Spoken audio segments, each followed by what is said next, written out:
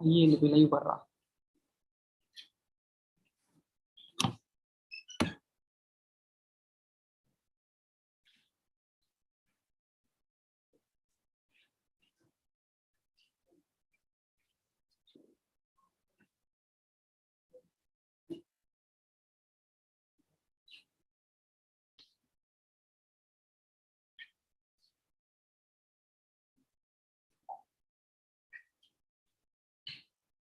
Sustainability is no longer doing less harm. It's about doing more good. A very good evening to one and all present here. With extreme privilege, I welcome you all for the 100-hour IEI-TNSC Techno Carnival. Before we proceed with the inauguration, I request everyone to rise for the Tamil Thai Wanted.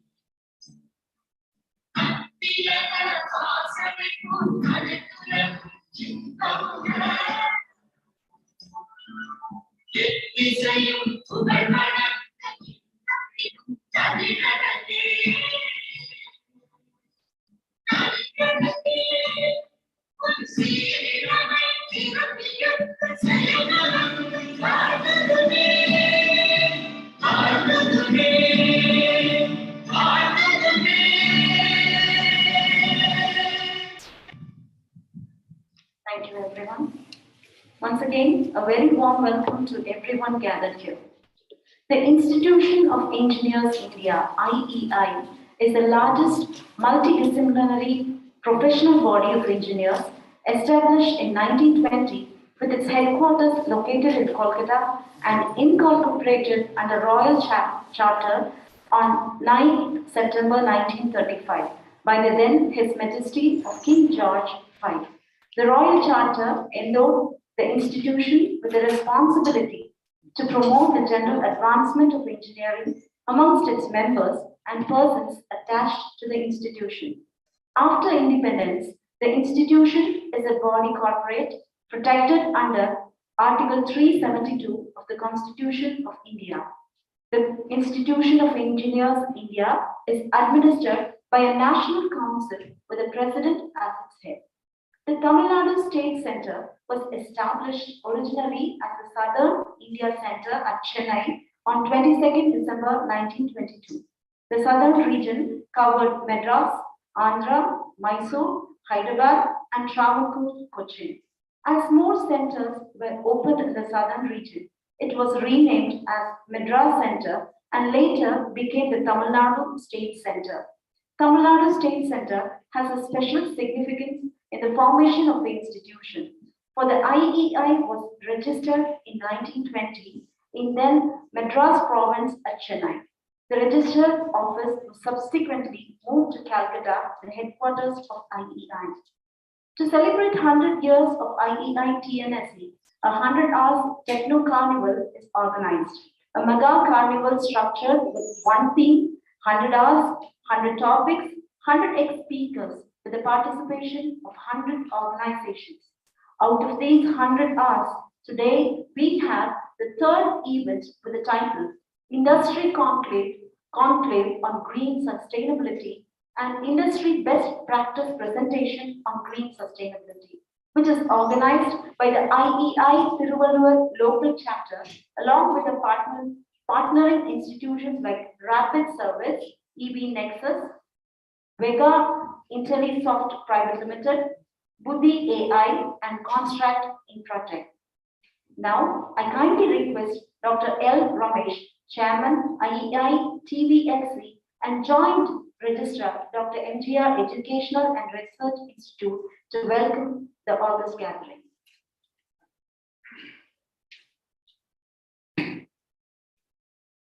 Thank you. It was very wonderful evening and a very warm welcome all the members, those who present here and the participants. It was a very great day in the journey of IEI, the Tamil Nadu State Centre, which is celebrating 100 years, and it is kind a 100-hour program on a single theme. That is what very important, which we feel that. So there is a lot of speakers, lot of organizations, lot of academic organizations, industry organizations joined together across the Tamil Nadu, going to discuss next 2 to 3 months on a single topic. That is what the agenda. The sustainable development, the role of engineers, how to transform. So the same topic, how the people are going to discuss in the different forms, what it means, maybe some in the form of conclave, in the form of conference, in the form of competition, in the form of students presentation, in the form of kids presentation, in the form of project exhibition. In the like that, we created around 15 to 30 different type of presentation that is going to happen across Tamil Nadu with Tamil Nadu State Centre along with 16 local centers. So this is the idea, and it is very happy that this attempt was monitored by Asia Book of Record. So once the completion of all, we will come out with the proceeding. So that proceeding will be communicated to the Asia Book of Record, and it again after that it will be published and recorded by Asia Book of Record. This is the idea. So very happy that today we are in the third day, day 3. Day 1 again we had 1 week back in the last Thursday we had our program academic conclave on green sustainability. We had a wonderful session and wonderful participants last day. And yesterday is the day 2. We had Tamil Nadu State Centre organized a project competition in SRM Valliyamai Engineering College. And today is the third day. We all are gathered here for a very good occasion. Today we have 2 events. One is the presentation, green industry, green practice presentation. That is the first session. And the second session we have the industry conclave on green sustainability. These are the 2 sessions. Very happy to welcome our chief guest today, Dr. B. Vishwanathan sir. Welcome sir. Former Vice Chancellor at IEI University and Rector, Dr. MGR Educational and Research Institute. And very happy to welcome our Chairman, Tamil Nadu State Centre. Welcome sir. Engineer Kandan sir. Welcome sir. Very happy to welcome Dr. P. Nallathambi sir, Organizing Secretary, IEI-TNSC Centenary Celebration, and very happy to welcome our additional registrar, Dr. Cyril Raj sir, and our committee member, and welcome all our committee members, and very warm welcome our conclave speakers, and very warm welcome our speakers of the industry best practice presentations. So with that note, we will have a small felicitation and finish the welcome.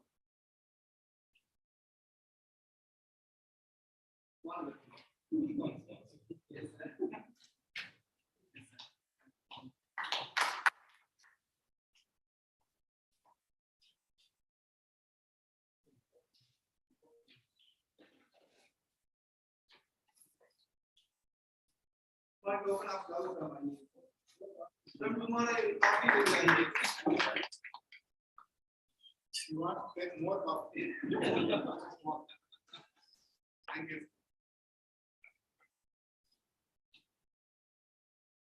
Thank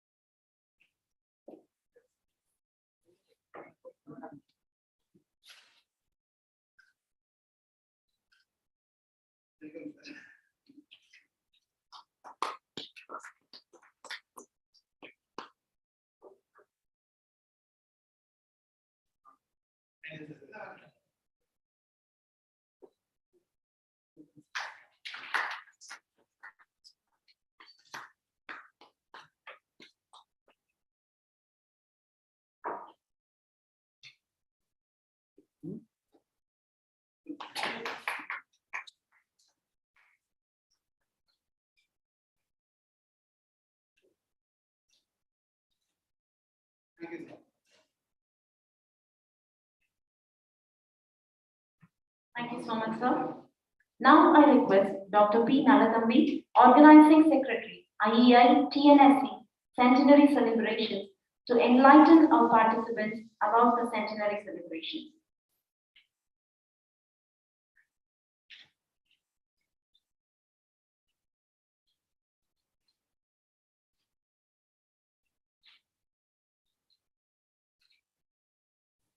Good evening, one and all. Respected Vice Chancellor and Chairman, IEI-TNSC, and other dignitaries sitting on the dais, as well as the industry reputed personalities here. I am very glad to meet you all.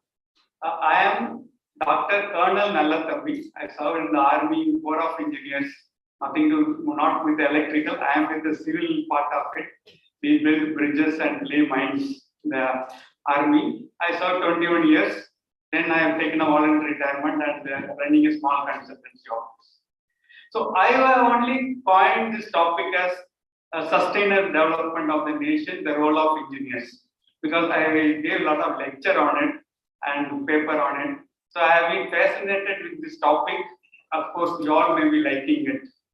And today, being an organizing secretary, I have to told I'm being given task to brief about this centenary celebration.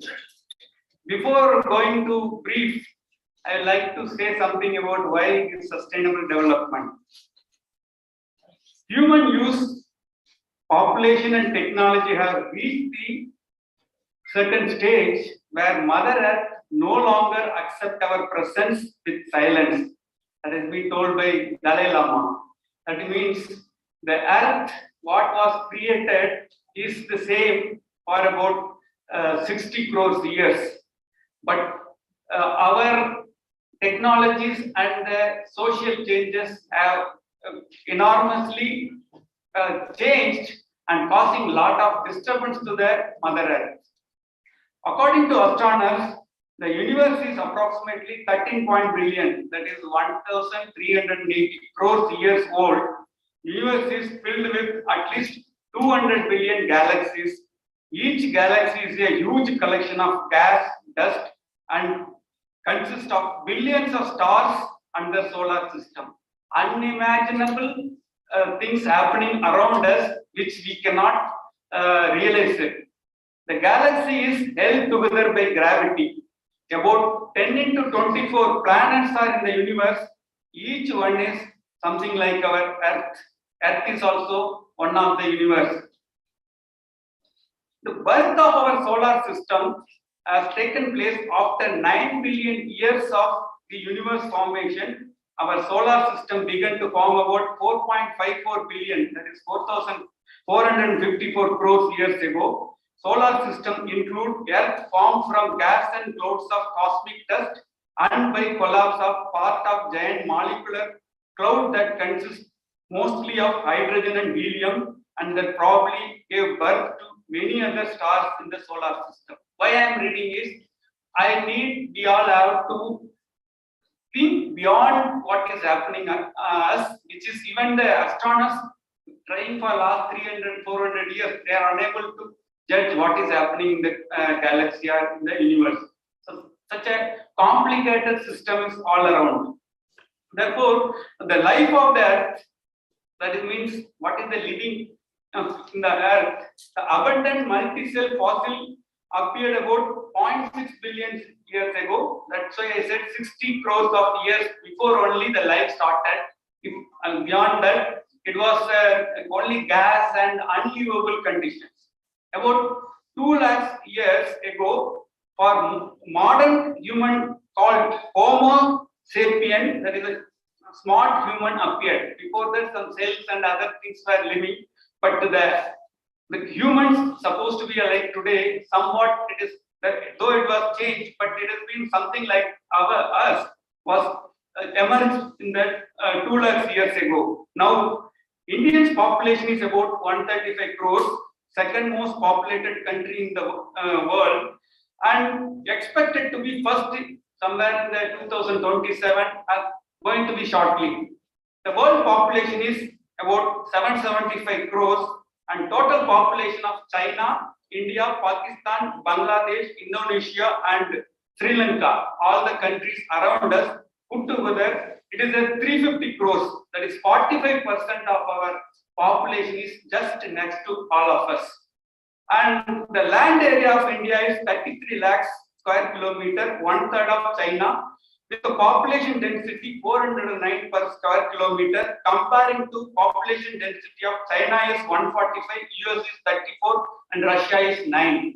So our country is thickly populated, less area, more people. We are going to be number one. All those things, until unless we have some disciplined life and take care of our area, at least our land. Otherwise, we are getting into the big trouble.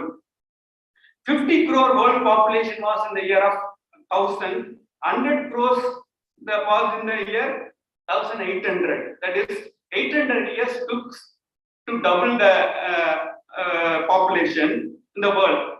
But now the world population is 775. That means 220 years took another 675 crores population, and expected to be 1000 crores in 2050.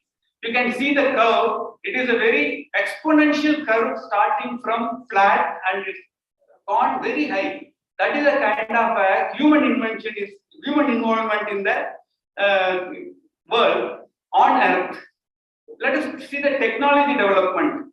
250 years ago, only the industrial revolution began. The first industrial revolution was a transition to new manufacturing process in Europe and United States in the period from 1760 to 1820, even 1840. So that was the one that changed the human lifestyle or the technology skill from just as an ordinary person. The second industrial revolution between 1870 and 1940 is known as the technological revolutions, which was a phase of rapid standardization and industrialization from the last 19th century or into the early 20th century. In the industry, we have got into the iron, steel, rail, electrification, machine tools, paper making, petroleum, chemicals, maritime, rubber, bicycles, automobile, applied science, fertilization, telecommunication engineering, and turbine and modern business management. What I want to say is that is the era which we converted us to the mechanized world of living. But further, the third industrial revolution in 1950 brought us semiconductors, mainframe computing, personal computing, and the internet, the digital revolutions. Fundamental electronic changes occurred when the new technology developed. So from the mechanical, we moved into the electronics. The fourth industrial revolution in 2016, it is a fusion of advanced artificial intelligence, robotics, Internet of Things, genetic engineering, quantum computing, and more. So we somewhat again further advanced in terms of computing and things. What is going to be now? This fifth revolution on the way the people are working with robot, smart machines, and better with the faster with technology like IoT, artificial intelligence, big data. So it is going to be a technological revolution. I can't say change. It is going to be a revolution. Is going to take place in our world. So some of the interesting future technologies are artificial eye looking to the future, human powered wearable, airport for drones and flying taxis. Not only the big flights, but the small flights, we are going to have a separate airports. Smart structure that detect infections, energy storing bricks, robotic guide dogs, sweat powered smartwatches, self-healing living concrete, living robots, tactics, virtual reality, internet for everyone, earth monitoring t-shirt, drone, forest fire and sound, artificial intelligence scientists, crowdsourced antibiotic, car batteries that change in 10 minutes, smart food labels, self-driving trucks, artificial neuron on silicon chip, floating farms, near perfection installations. So these are kind of things which one was not anticipated or imagined. Those things are going to happen. Therefore, more sophisticated technology could increase human skill and capacity in many folds, but there are some serious disadvantages too. We are already facing using the mobile and your health system is getting affected, etc. To overcome this, sustainable development by maintaining a dedicated balance between the human need to improve lifestyle and also protecting the environment is very essential. That is why we are talking about sustainability. Because it is not that we create so many technologies every time and things, but also it is affecting the lifestyle of us. Not people are not getting sleep. People are not able to health because of the 30 years they are having heart attack like that. There are so many other side effect issues. We need to have a good lifestyle along with the technology. To conclude, having a car worth of crores of rupees cannot be used effectively unless good roads are available and the public obey all the traffic. Otherwise, all junction will have a traffic jam and accidents. Similarly, the effect of advanced technologies useful in the environment is capable of adopting it and observing the technological effect and the society behave in a disciplined manner. So all three, society, technology and the environment, need to be interlinked, and they should be able to coordinate and make a very enjoyable life, and our future generation also to have some kind of a peaceful and safe life on this earth. So that is why we have had a topic on sustainable development. I should not talk more and take more time. So our program already explained. Our centenary celebration is going to conclude in the month of December. So past 1 year, that means last December itself, we have kicked off the meeting, and we are all 16 centers are having the programs. I have planned to have it in every 2 weeks, about 6 hours, how Dr. Ramesh has conducted now. And he is the one instrumental in having this 100 hours program, 100 speaker, 100 individuals, and 100 topics, all those things is his own idea. I really admire his thought and activities, which is making all our local centers of 16 numbers in our country, they have been told to activate. Day before yesterday also we had a meeting and briefed about how to carry out this kind of a lecture program and all. And I thank, special thank to Dr. Ramesh for having this idea and creating an active. The basic idea is to share knowledge and with one topic which is very important and interesting. And everybody, you all have come all the way and share your knowledge. And thank you so much for giving an opportunity. And thanks. Thank you, sir, for your brief explanation about the transformation of our universe and the necessity of sustainability. Now I kindly request Engineer S. Kannan, FIE, Chairman IEI, Nadu State Centre, to deliver the felicitation address.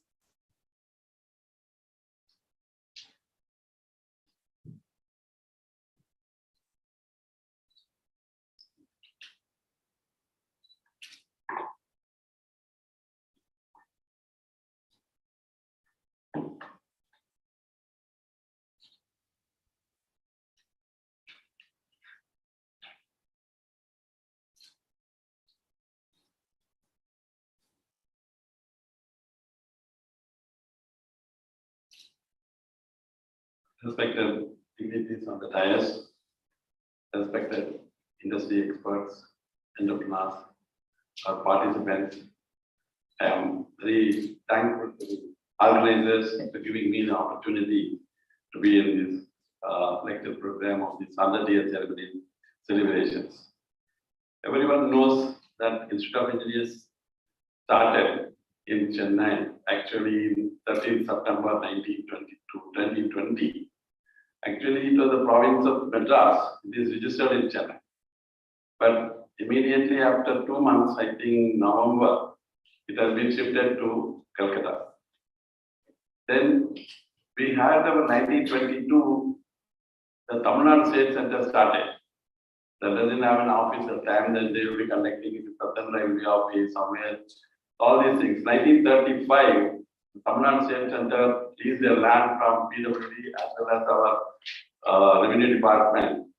The present office was situated in that building, and the building is there in our logo, 100-year ceremony logo. It was started in 1922. Now we are celebrating this 100-year ceremony celebration for the Tamil Nadu State Centre. We celebrated the All India Institute of Engineers in 2020 in Chennai. Actually, we celebrated that centenary celebration in Chennai. Now again, the Tamil Nadu State Centre celebration we are going to conduct. We are celebrating it in Chennai, and we started the inaugural function at Hotel V Meridian with our Tamil Nadu School Education Minister, Dr. Magesh Poyyamari, who was unveiled the logo. I think the logo was prepared by our Ramesh. He was instrumental for all these things.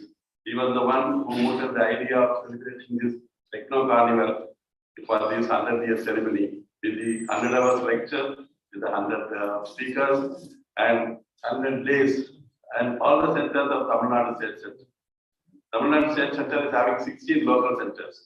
Like all places, all districts, they are having 16 local centers. And the total membership of IEI, the total membership is around 2 lakhs, the total membership all over India. And in that, our Chennai, the Tamil Nadu State Centre is having 29,000 people are there in Chennai. So this is a very great opportunity for our 100-year celebration, celebrating in Chennai. And the inaugural function was inaugurated by, I said about our school education minister, Nadu State Centre, and Dr. Sivatana Pillai, who was our Brahmas. This thing, he was there, a great vacation, and he was the guest of honor. And our Mayaswamy Annadurai, he was also the guest of honor in that particular day. And they were great vacation, there is these things.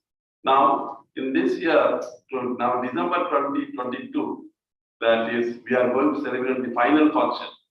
And for that, these are all the activities which are designed by our Dr. Ramesh and organizing secretary, Mr. Nalanambi.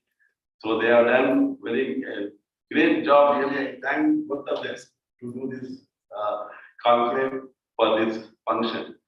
So this 2022 December, we are thinking of calling most probably our president or prime minister or this thing to celebrate that 100-year ceremony. I request all the members, all the experts to come for the function. And with this, I just conclude with it. And I thank the organizers for giving me the opportunity to be on the stage and giving me about the Institute of Engineers. Thank you so much.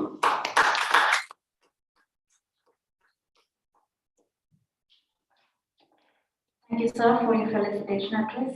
I kindly request Dr. D. Vishwanathan, former Vice Chancellor, Anna University, and Rector of Dr. MGR Educational and Research Institute, to deliver the inaugural address.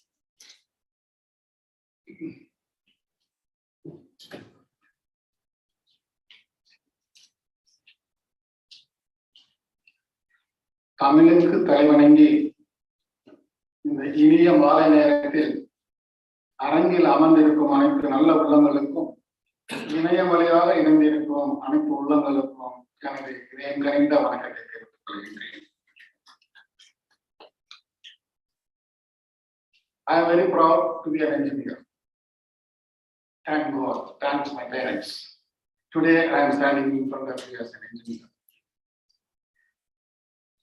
Respected President of Indian Institute of Engineers, Dr. Kannan, the Organizing Secretary, Dr. Nalathambi, Professor Cyril Raj, Professor Ramesh, distinguished engineers, ladies and gentlemen. I am extremely happy. I thank the organizers, especially Dr. Ramesh, who thought of me to join in this program. Because we all know, without engineers, this world no existence. Starting from Guntur Shipping to the rocket or the aircraft, we the engineers are responsible for bringing it to the society. So, considering this, today the topic is sustainable developments of the nation. And this development of nation, when we talk about it, I remember my guru, Abdul Kalam. I did my PhD in this project. So from 1994, till his last day in 2015, I was associated with him closely. He used to give us a lot of directions and guidance. He set a target to the nation and he became President of India. He found that the government do not have any target. Government do not have working towards a focus. So he gave a target. That is, by 2020, India should be a developed nation, not a developed, economically developed nation. What he meant was, by 2020, we should not have anybody below poverty line. So eradicate the poverty. Second, he mentioned everybody should have a house to stay. So these are the two objectives he put it in the nation development. Still, we are yet to achieve this goal. Still, we have around 23% of our population is living below poverty line, and 30 crore people are without house. So these engineers, let us work towards this goal. To achieve this goal, the planning is important. The United Nations, in their one of their meetings also, they put this sustainable development for the world, for the people. They have listed out some objectives. I think I can make a mention about that objectives. Here also it is relevant. We are determined to take the bold and transformative steps which are urgently needed to shift the world onto a sustainable and resilient path. As we embark on this objective journey, we pledge that no one will be left behind. The goals, around 17 goals, sustainable development goals, will demonstrate the scale and ambition of this new universal platform. They seek to build on the Millennium Development Goals and complete what these did not achieve. They seek to realize the human rights of all and to achieve gender equality and the empowerment of all women and girls. They are integrated and indivisible and balance the three dimensions of sustainable development: the economic, social, and environmental. When we have to consider the people, we are determined to end poverty and hunger in all other forms and dimensions, and to ensure that all human beings can fulfill their potential in dignity and equality and in a healthy environment. We are determined to protect the planet from degradation, including through sustainable consumption and production.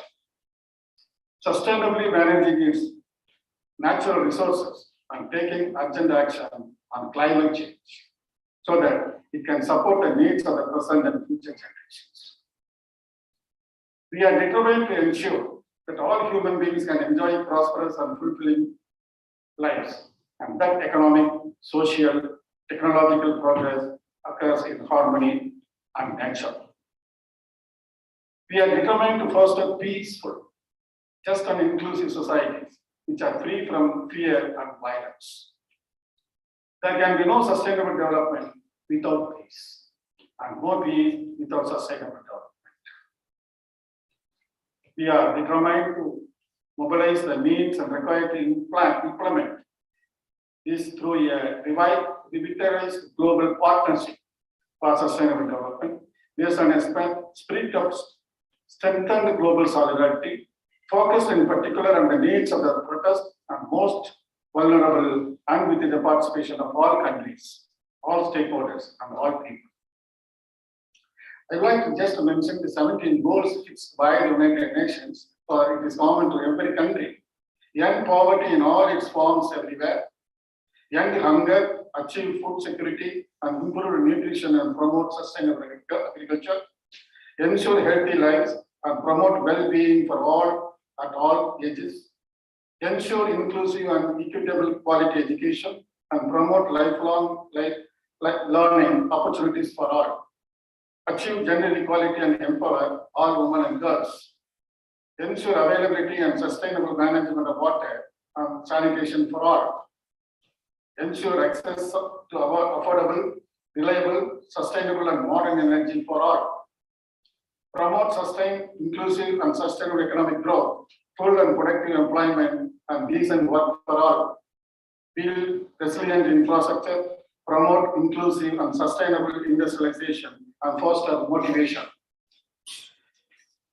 reduce inequality within and among countries, make cities and human settlements inclusive, safe, resilient and sustainable, ensure sustainable consumption and production patterns, take urgent action to combat climate change and its impacts, conserve and sustainability use of the oceans, seas and marine resources for sustainable development, protect, restore and promote sustainable use of terrestrial ecosystems, sustainably manage forest, combat desertification,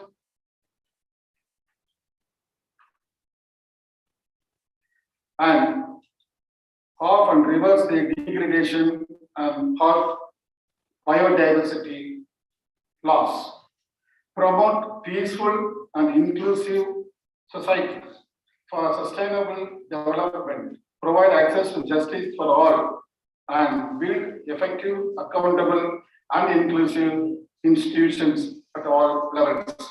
Finally, the last one, strengthen the means of implementation and revitalize the global partnership for sustainable development.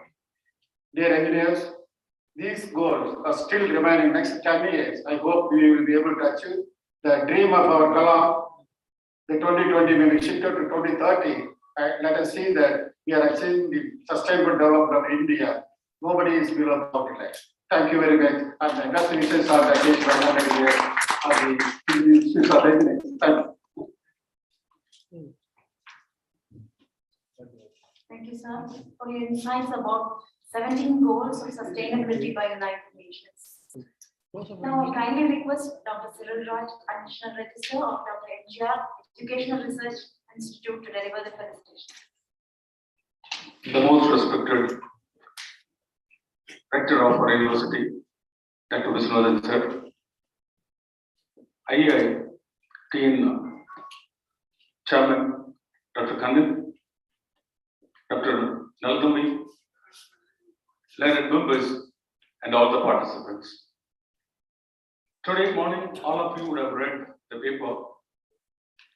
Within the maximum temperature yesterday was highest in all these 102 years. So, where most of the cities have experienced more than 45 degrees centigrade. So, there is a prediction that within another 5 years, it may raise up to 50 degrees centigrade also. So, the 50 degrees centigrade is totally non-livable for anything. So even the nature cannot sustain. So all these problems have started. So within 200 to 300 years. So where each country, in the name of development, without concerning about the sustainability, they have spent all these fossil fuels. So in the billions of tons. So if you see United States, they have spent around 500 billion CO2 on the Mother Earth. So, and then followed by China, and then followed by Russia, and then we are there in 6 or 7, with our footprint around 100 billion tons. So, within this short span of time, we are making our only Earth non-livable. So, as engineers, see, we are, we are in the education industry, education sector. So, all of you are there representing in different industry. So where, please let us take a pledge that how we can take the sustainability also into consideration in all our activities. So this is the only way we can totally come out from this calamity. I request all the engineers to take a pledge so that at least by within another 30-40 years, let us make this world as zero footprint, carbon footprint world. So with this, I think probably we can get back the Mother Earth as it was 300 years before. So thanks a lot for accepting our invite. So let us make this world to our children of children, all these things. Thanks a lot. Thank you, sir, for your awareness regarding global warming and encouraging us to lead a sustainable life. Now, I request Dr. S. Radha Ramamohan, Program Coordinator, 100-year Program and Committee Member IEI-TNSC, to kindly invite the participants for the event Industry Best Practice Presentation on Green Sustainability.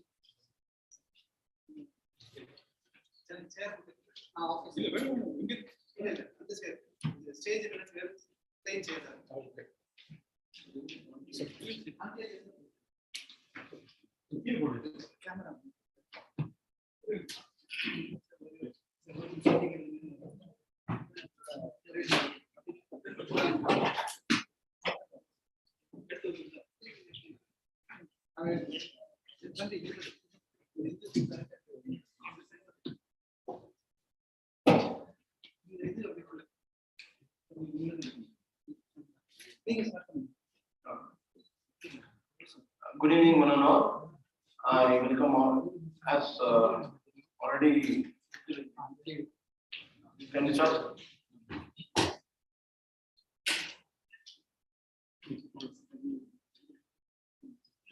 Good evening, one and all.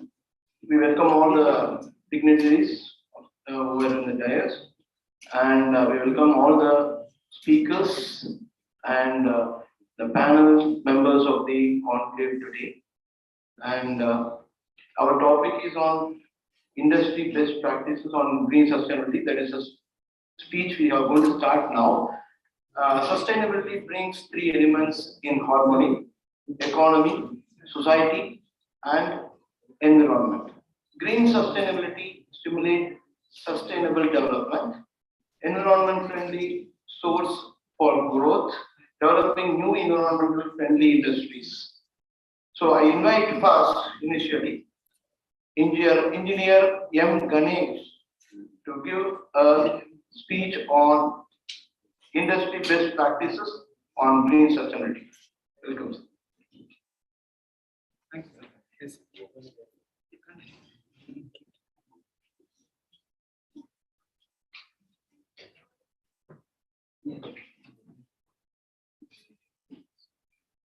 Training job.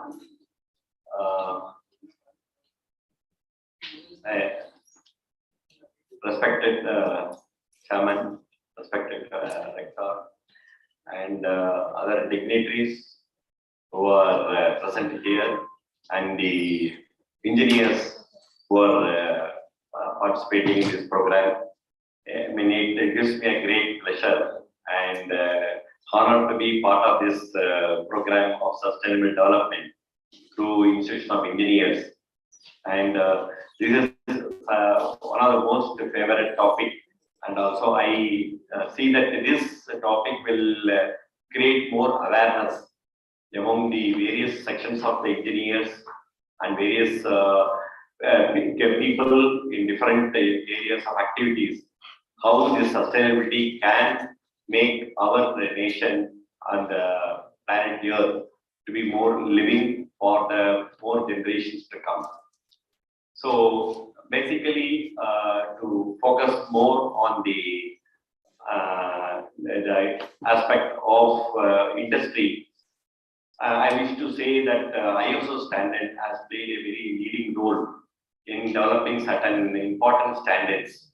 So the standard of ISO 9001, which is a quality management system, specifically brings a quality product and also ensures that the product, whatever is being manufactured, is done with a proper system and methods in which the wastage is very much under control, and also provides a quality product which will be useful for the various users and subsequent development for other engineering applications. Similarly, the next standard, ISO 14001, which is the environmental management system, specifically takes of the environmental aspect of land, air, water, and wastages, how it can be managed, how we will prevent any pollution of these areas, which is the key for all the industry manufacturers. And third is the industry, ISO standard of 45001, which is actually occupation health and safety, which is again related to sustainable development in terms of taking care of the human beings or the people, employees who are working in the various industries and organizations, how they can be taken care in terms of their well-being and also their aspect of safety while performing the activities. And the other fourth important standard is ISO 50001, which is actually an energy management system in which the application of this standard ensures that the performance of our electrical energy or various forms of energy like thermal, heat energy, and pneumatic air, how it can be managed so that the wastage of energy is reduced, how we can minimize the energy so that we can save all the natural resources of fossil fuels and other basic elements. So in this aspect, so recently I am an ISO lead auditor. I've been doing audits for the last more than 10 years, various industries. And recently, one of the audits actually was focused to an industry in Coimbatore, which is a German collaboration. So they have all these four standards applied to the system, even though they are ISO 9001 certified only. But you can see all the aspects, whatever I have conveyed now, with respect to four standards, how they have implemented in their organization, in their factory, in the plant area. I'll just try to list out various things of the specific facilities they have in their plant. So basically, this organization is a Green Building Council certified. So GBC is certified, and it has got a number of employees, about 150 numbers. And it's got total 30% of the plant area is covered with green. See how much importance is being given to the green. And the 13 to 15% of the green energy comes from the renewable resources. So they have focused mainly on the renewable resources. And normally in every organization, we use a lot of paper, which is again going to use of the trees. So they have focused again on the paper, use of paper as minimum as possible. And most of the departments don't use paper itself. All the communications, everything goes by means of email and internet communication to various external agencies. So, and the other important thing is that water harvesting. They have a water harvesting and water storage conservation as given an important feature in that. Water automation is provided in the toilets with the sensors, as we see in some of the our common public places. So, and also the use of in the wash basins, the automatic control. So within a specific time period, the water automatically stops. So the wastage is reduced. Then they have a RO plant of 250 liters per hour of drinking purpose. So then they have, and the RO water they regularly monitor and maintain with the TDS of 47 and also 6.7 as the value being maintained for drinking purpose. So these are the various areas in which the sustainability is being incorporated in the industry. And the other aspect is the rainwater harvesting. They have filter machine used along with the coolant. See, this rainwater harvesting also they use it for as a coolant purpose for their manufacturing aspect, because they have to do a heat up a certain raw material to make it into a mold, and finally it has to be cooled. So this rainwater harvesting water is used for cooling to bring it to a quality product. And they have a cooling tower for the children rated for 30 TR and 5 TR numbers. So the groundwater, whatever the groundwater which they have, and also STP, that is inlet and outlet, is also being checked for the required TDS level for further usage. The STP water which is being used for mainly for the garden and by means of plant for drip irrigation and sprinkler system. Low water consumption plants. So they also installed the various plants which are all low water consumption, so that the water for the plant to grow need not require more water. So this is the way which they are focused for reducing the consumption. And the common area of management of light, heat, electrical energy and thermal energy, they are focused mainly on that. And the daylighting of for the entire plant area, we can see something very unique. They have most of the 95% of the light they use as a sunlight, using the roof with polycarbonate transparent sheets. So they don't practically use in the daytime any electrical energy. So they use this sunlight as a one. LED lamps are being used for the low power consumption. Good air circulation. So mainly for the internal, for the people's comfort for the working, they're using the air exhaust and HVLS. That is high volume, low speed fans, which is fixed on the roof buildings. And also fresh air inside and the air exhaust. Below the roof liner, they have the air trap, so that the hot air will not come into the inside the working area. They have also anti-wrapping bubble sheets below the roof for good heat transfer to the external. Side walls also with the cladding, they are put with for the air ventilation through lowers and heat transfer. Prevention of dust, like from external to people entering into the plant working area, they have to prevent the external dust, so they have a positive ventilation with the air circulating fan. Lowers are provided with a filter mesh. And solar power plant, they have a rating of 98 kilowatts. So this and also for the power factor improvement, they have a capacitor banks rated 75 kVA, and also for the harmonic which are generated with the 3, 5 and 7% harmonics, they are nullified using detuned filters. And the flooring is done with through a epoxy coating. So flooring also plays an important role in that heat transfer. And the people who are using the vehicles, so they have to be parked near the gate itself. They don't have to go into the total plant area. There's a parking area given. And particularly for the electrical vehicles, EV, they have provided the electrical charging facility also there. So this company has provided. And also to minimize the number of people using their own vehicles, company has arranged their transport. So on that basis, the people are in that area are being used with the company transport. And they have the emission stack for the DG set, which they have. Emission stack is there, and the air and noise pollutions are regularly being monitored.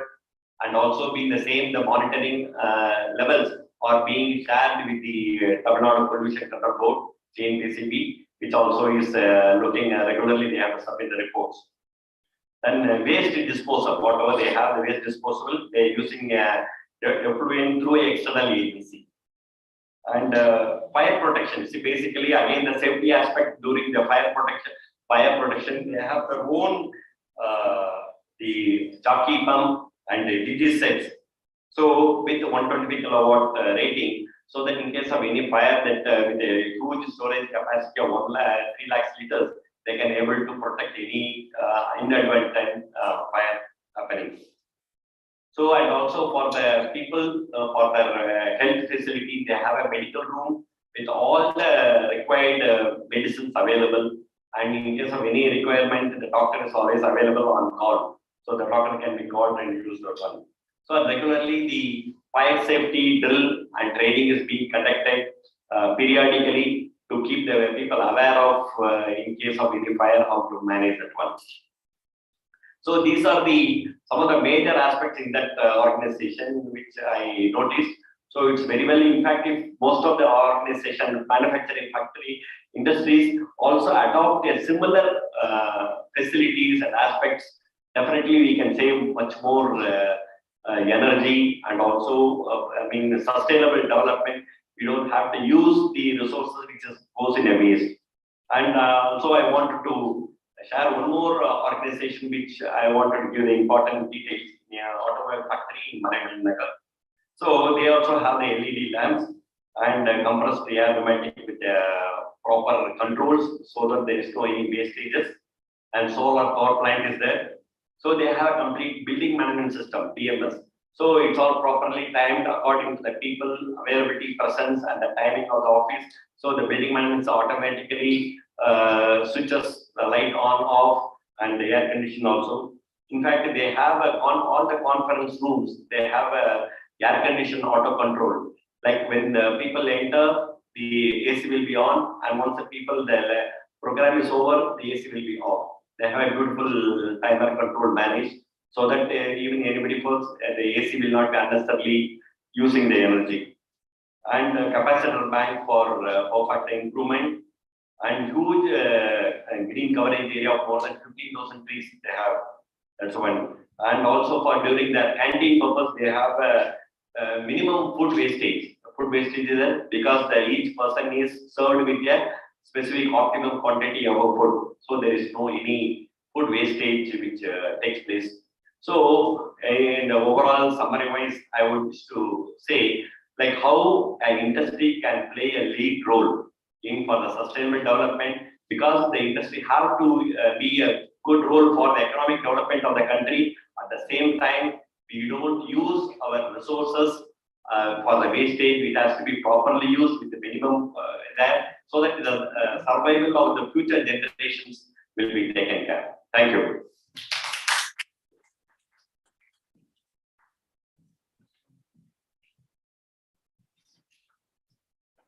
Now Dr. Ramesh will be giving a memento to Engineer M. Ganesh. Thank you very much, Engineer M. Ganesh, for your valuable suggestions and points. And you have notified ISO standards also for the best practices. He is a lead auditor and consultant for ISO. Thank you very much, sir. Now we'll invite Mr. Prem Kumar, Engineer P. Prem Kumar, consultant, main consultant in private limited, to give a talk best practices for sustainability. Please continue.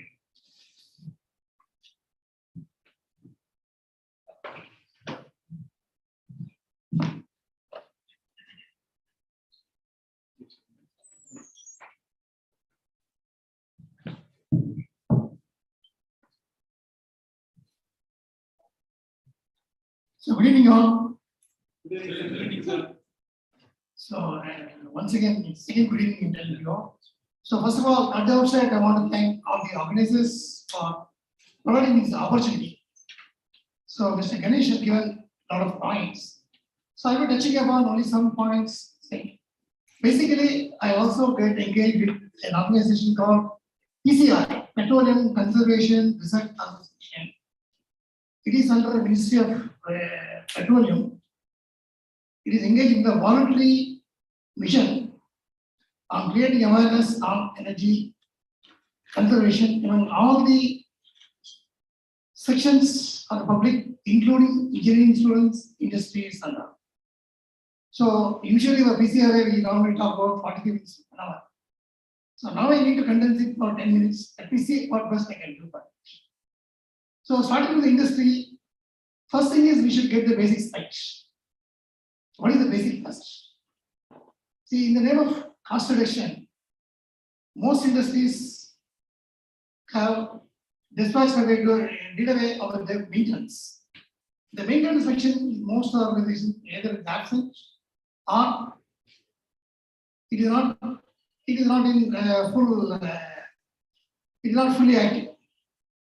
With the result, the poor maintenance, the issues are many, which is seriously affecting the green initiatives. For example, I know one organization, the power plant, they refuse to do the maintenance because it's costing money. So this one was polluting, highly polluting, a lot of leakages. So many problems are there in it. So such practices should be looked into, and you should get the basics first of all. Second one, there are some organizations that start the energy conservation or green initiative should start from the design stage, not at the stage then during operation. right from the building stage, the orientation is very, very important. It's often forgotten. People talk fast or not, fine. But the orientation, to start with the orientation to maximize the daylighting, the ventilation, and all the benefits should be taken, should be utilized to reduce these fossil fuels.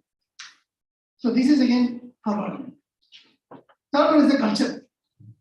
Even to walk about, say, 100 feet, people take this motorcycle, these are vehicles, which should be definitely be discouraged. For example, I know one company is running using renewable energy. There, even the managing director has to go only by battery vehicles. All the vehicles will stop at the gate, and all of them have to either walk or use battery vehicles. Even material handling, there are so much opportunities in the industry. They should think of it. Then, next one is selection of equipments. So again, people also have this notion of figures, percentages. I know one gentleman here who is the managing director of a transformer manufacturing industry. I got his idea only now after seeing him. In fact, I'm meeting him after very, very long years. So even the transformer, the efficiency is around 98, 92 or not. So when we want to increase the maximize the efficiency of the transformer, say 98 to 99%, people say 1%, what is the advantage? This 1% will have a huge saving, huge saving. And also now in Government of India has come with 1180, which people grumble actually. The Government of India has done a wonderful job, which is automatically will take care of all your things. Because transformer is the watchdog. Works for 24 hours, 365 days. So you can imagine the amount of losses which is going against.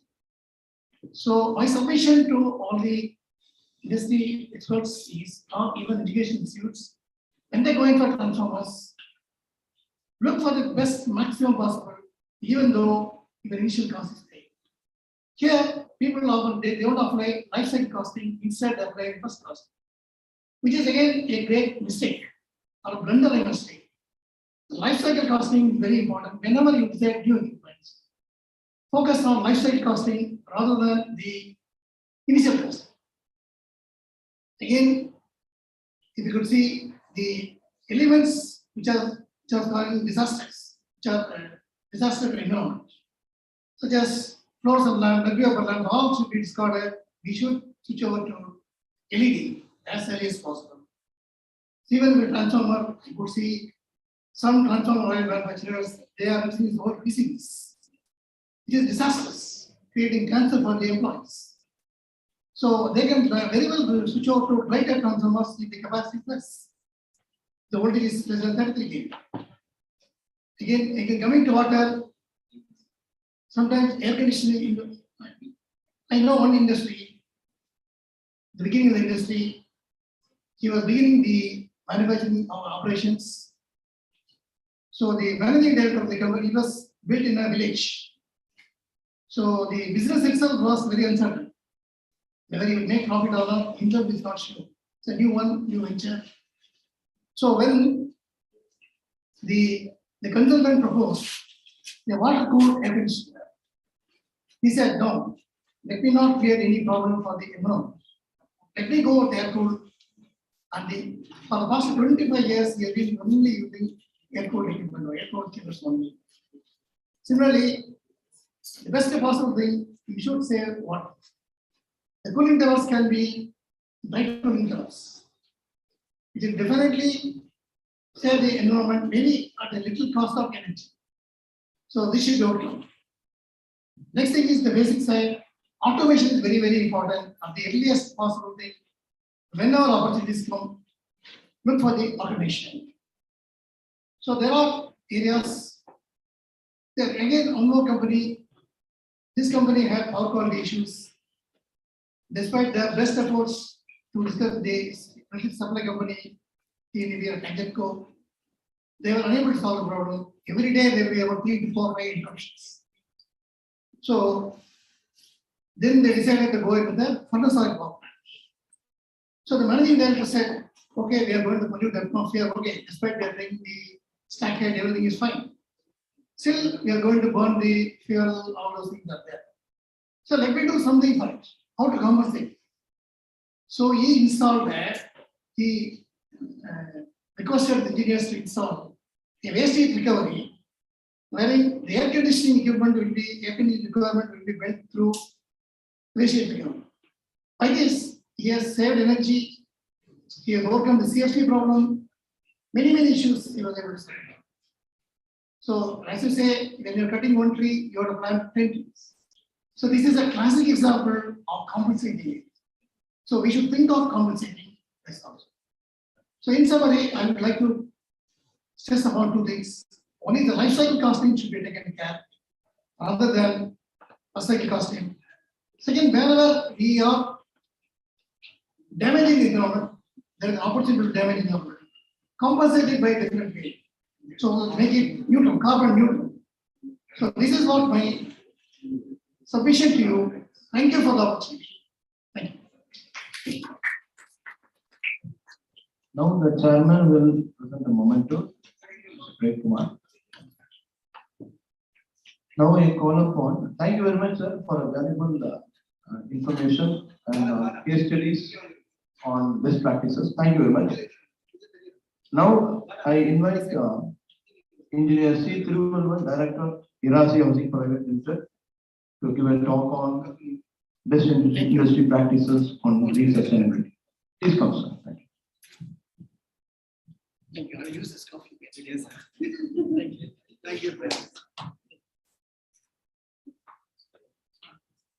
Thank you.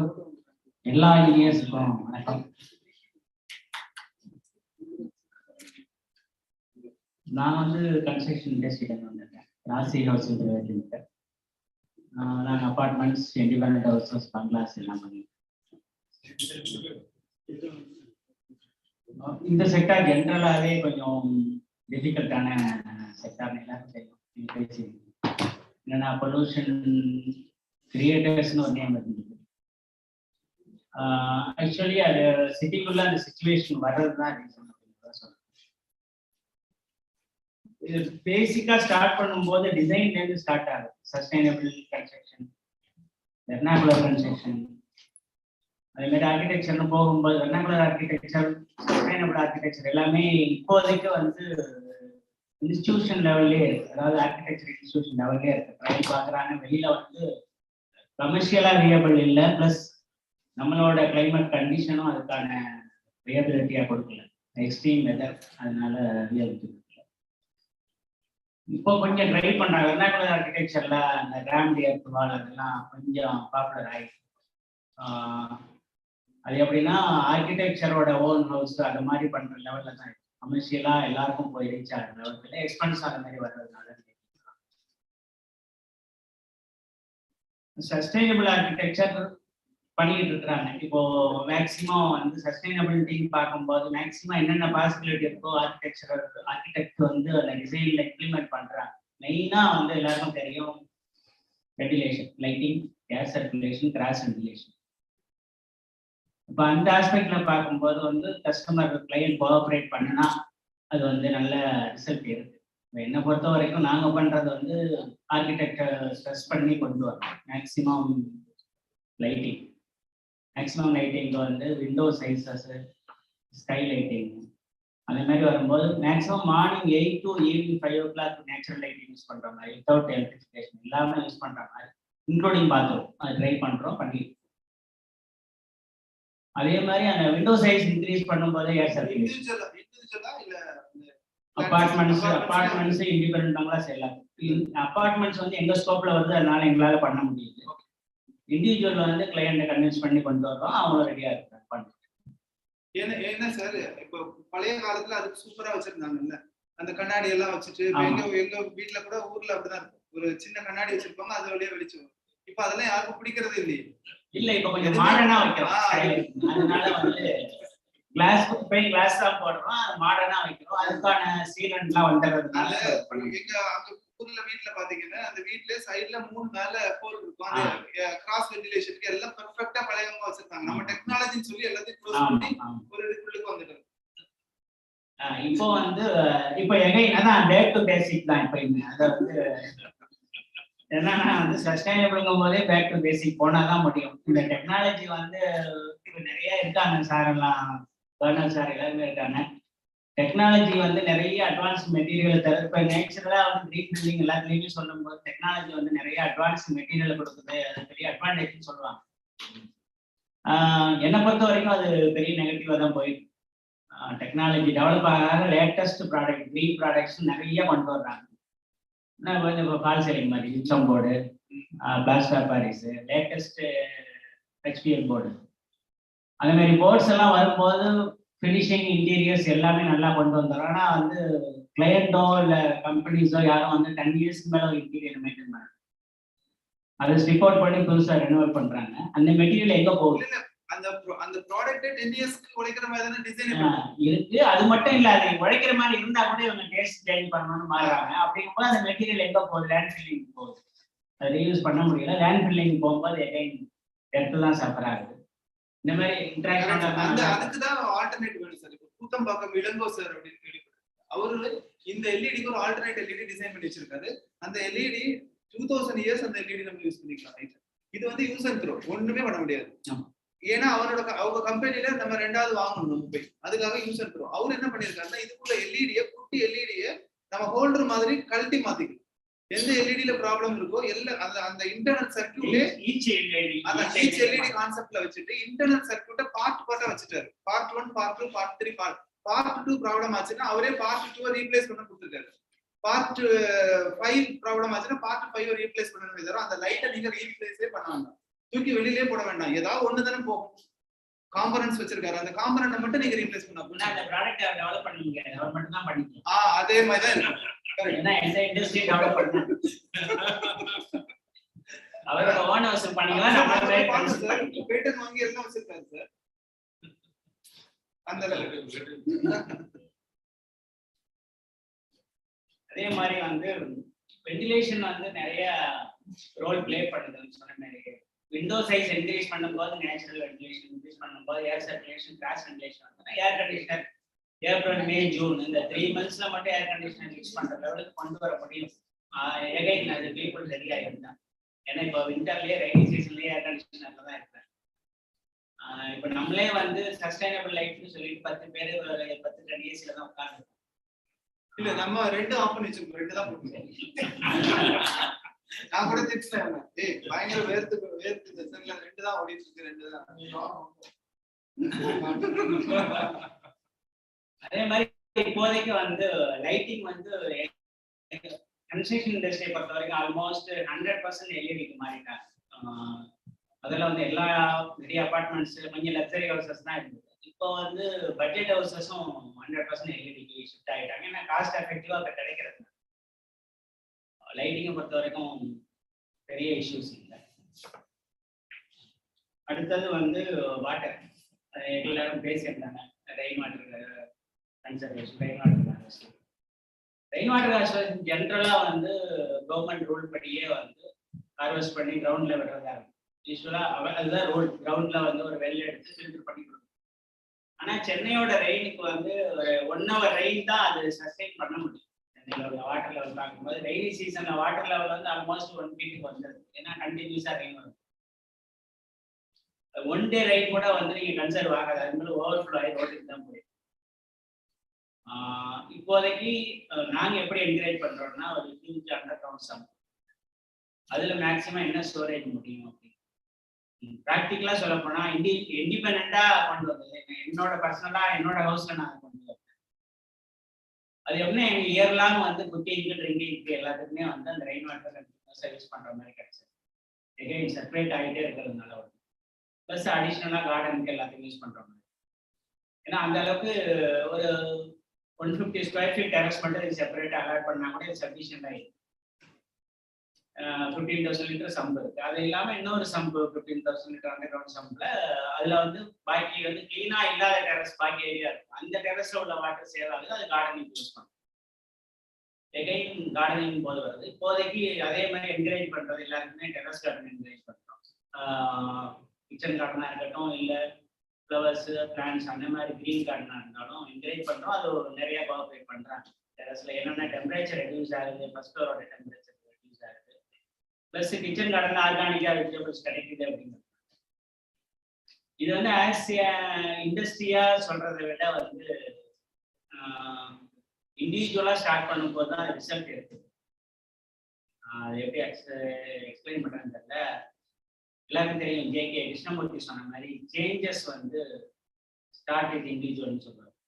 அதே மாதிரி தான் எல்லாமே வந்து நீங்க எங்க start பண்ணணுமோ அங்க பண்ணணும். நம்ம அது இன்ஜினியர்ஸா இது மாதிரி பேசிட்டு இருக்கோம். கிரீன் காங்கிரஸ் எல்லாம் 4 வருஷத்துக்கு ஒரு 2 வருஷத்துக்கு ஒரு பேசுறாங்க. ஆனா பேசிக்கா வந்து ஸ்டார்ட் வித் இண்டிவிஜுவல்ங்கிறது தான் ஒர்க் அவுட் ஆகுது. ப்ராக்டிக்கலா நாங்கள் பார்த்தோம். ஃபார் எக்ஸாம்பிள், நான் என்னோட வீடு கன்ஸ்ட்ரக்ஷன் பண்ணும்போது இந்த மாதிரி எல்லாமே ஒவ்வொன்றா கொண்டு வந்திருந்தேன். எப்படின்னாக்கா சஸ்டைனபிள் லைஃபா கொண்டு வரணும். ஏர் கண்டிஷனர் இல்லாம, ரெஃப்ரிஜரேட்டர் இல்லாம, இந்த மாதிரி லைஃப் ஸ்டைல எங்களுக்கு பிடிச்சிருந்தா கொண்டு வரணும்னு வந்தோம். எனக்கு தெரிஞ்சு அதை பார்த்துட்டு என்னோட கிளைண்ட்ஸ் 4-5 பேர் அதே மாதிரியே ஃபாலோ பண்ணேன். ரோஸ் கார்டனிங் எல்லாம் பண்ணி அதே மாதிரி ரெயின் வாட்டர் ஹார்வெஸ்டிங், அது ரெயின் வாட்டர் ரீயூஸ் பண்றது. ஹார்வெஸ்டிங்னா கிரவுண்ட்ல இல்லை, அதை எப்படி நம்ம ரீயூஸ் பண்ணிக்கிட்டே இருக்கோம். எனக்கு அந்த விதத்துல அது அந்த ரிசல்ட் ரொம்ப நல்லா கொடுக்கும். இப்போ அதே மாதிரி இப்போ கொடுத்த மாதிரி நேஷன் பில்டிங் சஸ்டைனபிள் இருக்கும்போது பேசிக்கா ஸ்டார்ட்ஸ் வித் இண்டிவிஜுவல் அது பண்ணணும். அடுத்தது ஹையர் எண்ட், 2 தான் மெயினா பாயிண்ட். டாப்லையும் பண்ணணும், பாட்டர்லையும் பண்ணினாதான் இது ரிசல்ட் இருக்கும்னு பர்சனல் ஃபீலிங். அதே மாதிரி டிஃபிகல்டிஸ் இந்த இண்டஸ்ட்ரியில பாத்தீங்கன்னா தெரியும் எல்லாருக்குமே. மெட்டீரியல்ஸ் தான், டெக்னாலஜி டெவலப் ஆக லேட்டஸ்ட் மெட்டீரியல் எதுவுமே வந்து ரிஸ்கா இருக்கு. எர்த் ஃபில்லிங் போகும்போது எர்த்துக்கு தான் சஃபர் ஆகுது. எகைன் அதான் அது பேக் டு பேசிக் தான். பிரிக்ஸ் கிளே பிரிக்ஸ் அந்த ஸ்டேஜுக்கு போகும்போது தான் இன்னும் சேஃபா இருக்கு. இப்போ நாங்கள் இன்னும் ஸ்டீல் கிளே பிரிக்ஸ் தான் யூஸ் பண்றோம். அபார்ட்மெண்ட் பண்ணாலும் எது பண்ணாலும் டையாஷ் பிரிக்ஸ் அதெல்லாம் வரும்போது, ஏன்னா எப்படி இருந்தாலும் பில்டிங்னு வரும்போது இப்போதைக்கு இண்டிவிஜுவல் ஹவுஸ் எல்லாம் ஒரு 30-40 இயர்ஸ் மேலே ரீடைன்மெண்ட். பில்டிங் லைஃப் 60 இயர்ஸ் இருக்கு, 67 இயர்ஸ் லைஃப் கொடுக்குறோம். ஆனா 30 இயர்ஸ்ல ரீகன்ஸ்ட்ரக்ஷன் போயிடுறாங்க. அவங்களோட டிசைன் சேஞ்சஸ், அவங்களோட life style changes 30 years sustain பண்றதே பெரிய விஷயமா. அதனால எகைன் வந்து பில்டிங் டெமாலிஷன் போகும்போது லேண்ட்ஃபில்லுக்கு போகிறதுனா ரொம்ப ரிஸ்கா இருக்கும். டையாஷ் பிரிக்ஸ் அந்த மாதிரி விஷயம். அதனால வந்து மேக்ஸிமம் கிளே பிரிக்ஸே ரீடைன் பண்றது சேஃபா இருக்கு. எகைன் கிளே பிரிக்ஸ்னா அந்தந்த எகைன் வந்து சஸ்டைனபிள் கன்ஸ்ட்ரக்ஷன் தான் இங்கே ஒர்க் அவுட் ஆகும். அந்தந்த ஏரியாவில் என்ன மெட்டீரியல் கிடைக்குதோ அதை யூஸ் பண்ணி பண்றது தான் சஸ்டைனபிள் கன்ஸ்ட்ரக்ஷன் சொல்லலாம். அதை வந்து பண்ண முடியும். என்னன்னா நம்ம வந்து அந்த ரிசோர்ஸஸை வந்து அந்தந்த லொக்கேஷனுக்கு யூஸ் பண்ற மாதிரி பிளான் பண்ணா பண்ண முடியும். நம்ம வந்து எக்ஸ்போர்ட் பண்ற அதர் ஸ்டேட்டுக்கோ அதர் கண்ட்ரிக்கோ இப்போ ரிவர் சாண்ட் இஷ்யூ அது மாதிரி தான் ஆயிடுச்சு. ரிவர் சாண்ட் வந்து ரிவர் பெட்டை ரிவர் சாண்ட் எடுத்து தான் அவங்க எடுக்காம இருக்க முடியாது. ஏன்னா ரிவர் ஃப்ளோ டிஸ்டர்ப் ஆகும். ஆனா வந்து அது அளவுக்கு மீறி எடுத்து அதர் ஸ்டேட்டுக்கு அதர் கண்ட்ரிக்கு போகும்போது தான் நமக்கு வந்து அந்த இஷ்யூ வந்து இப்போ வந்து மேனுஃபேக்சர் சாண்ட் வந்து அந்தந்த ரிவர் பெட்டு அந்தந்த சரௌண்டிங்க்கு தேவையான ரிவர் சாண்ட் கிடைக்கும். அந்த கன்ஸ்ட்ரக்ஷன் லிமிட்டடா இருக்கும்போது நம்ம அந்த சர்ப்ளஸா எடுத்து நீங்க வந்து அதர் ஏரியாவுக்கு அதர் ரீஜியனுக்கோ அதர் ஸ்டேட்டுக்கு அனுப்பும் போது தான் நமக்கு ஷார்டேஜ் இஷ்யூ வந்து எல்லா இஷ்யூவும் வருது. அது வந்து நேச்சுரலா எல்லாருக்குமே புரியும் அந்த இஷ்யூ. மேக்சிமம் வந்து இந்த இஷ்யூஸ் தான் இப்போதைக்கு ஃபேஸ் பண்றோம். ஏதாச்சும் நீங்க இந்த இன்ட்ராக்ஷனா இருந்தா ஏதாச்சும் கேட்டீங்கன்னா நல்லா இருக்கும். அந்த மாதிரி ஏதாச்சும் இருந்ததுன்னா கேட்கும்.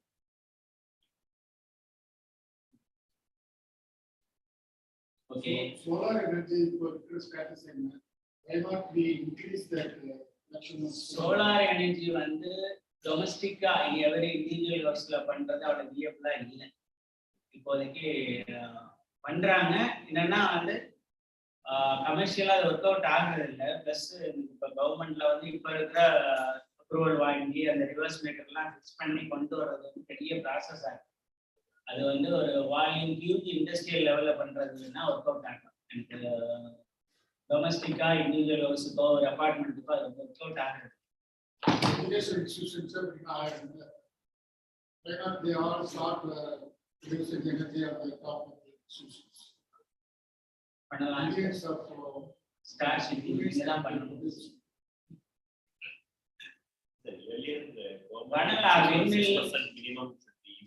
Minimum is not included. Policy was there. So all institutions follow the Monitoring agency is not.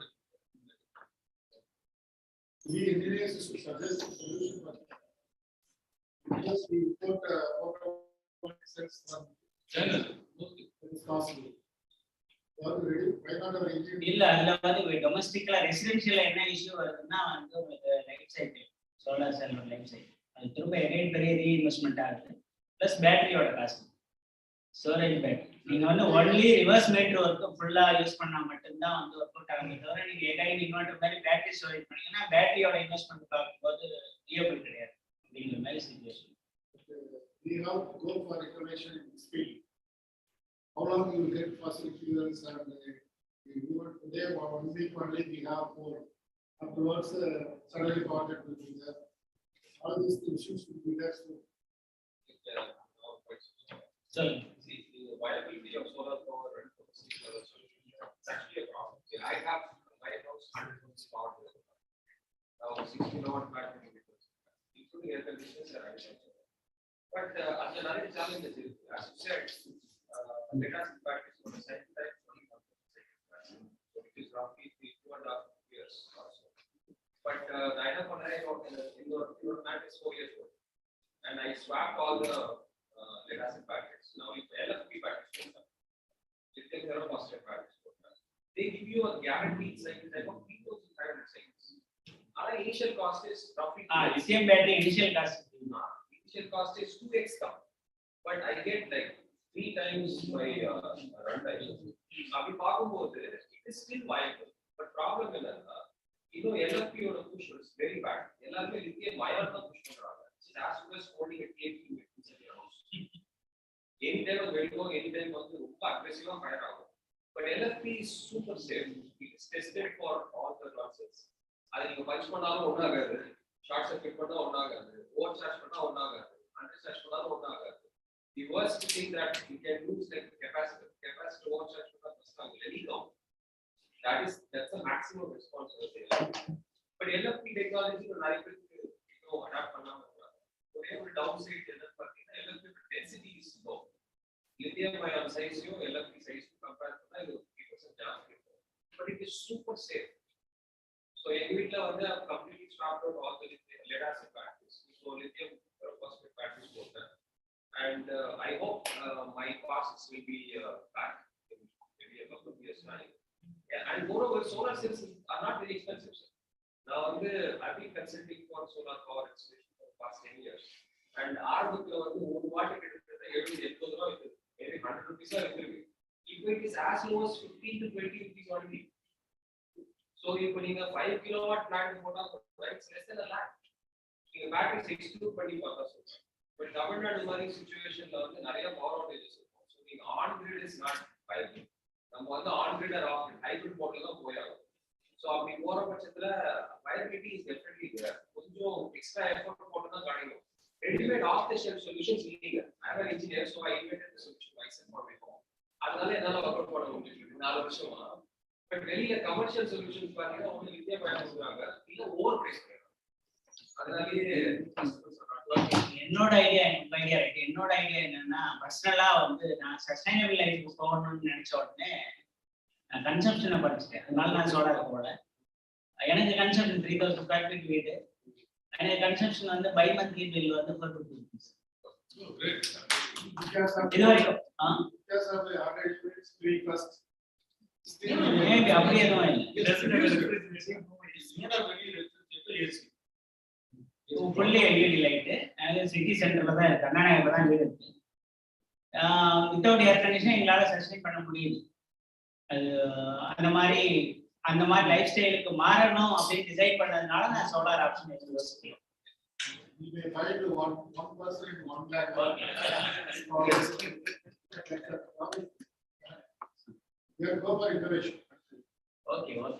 Okay thank you. நிறைய பேசுவோம், பேசுறதுக்கு மேல நிறைய செய்யணும். Sir, our chairman will present a memento to Sri Tiruvallur sir.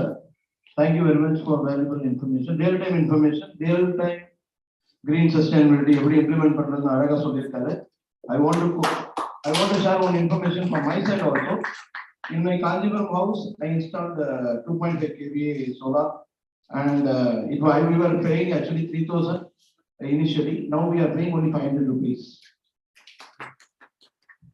Thank you very much. I am inviting the next speaker, Engineer A. Sivasubramani, Managing Director, Regulation Electrical Industries Private Limited, to speak on green sustainability and best practices.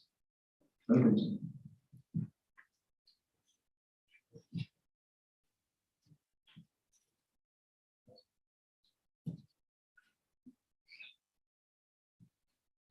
Good evening to the respected Vice Chancellor, Mr. Vishwanathan sir, Colonel Kannan, President of the Register, Mr. Cyril Raj, and the organizers. And I am the Managing Director of Vegetation Industries. We are manufacturers of distribution power transformers. Maybe for the last 45 years, we've been in the field. We started in 78. Our factory is in Boro. Actually, we built a area of around 50-60,000 square feet. So we are just after getting this topic, we just plan to go for a rooftop solar panels. After that, we got quotations, and we almost decided to go for rooftop. Different factories, different chips are there. So we plan to go for rooftop solar panels, and we already have complete LED lighting inside the factory. And we change the epoxy flow because we use a lot of transformer oils, around 100 kgs we'll be using every month. And that is the main quantity, 100 kg oil will be using. So we have changed the entire flooring to epoxy flooring, and we were using capacitor banks. That will reduce around 8 to 10% of the LT capacitor bank also we use, and the HT capacitor banks for testing. So that will minimize the consumption of the drawing current from the beams. And machineries, in case of machineries, to develop more resource efficient machineries to generate less effluent waste and pollutants. That is another area. And transportation, we try to use, of course, electric vehicles. Maybe forklift, we try for electric vehicles. And even for small trucks also, we are planning for the electric vehicles after getting into this topic. And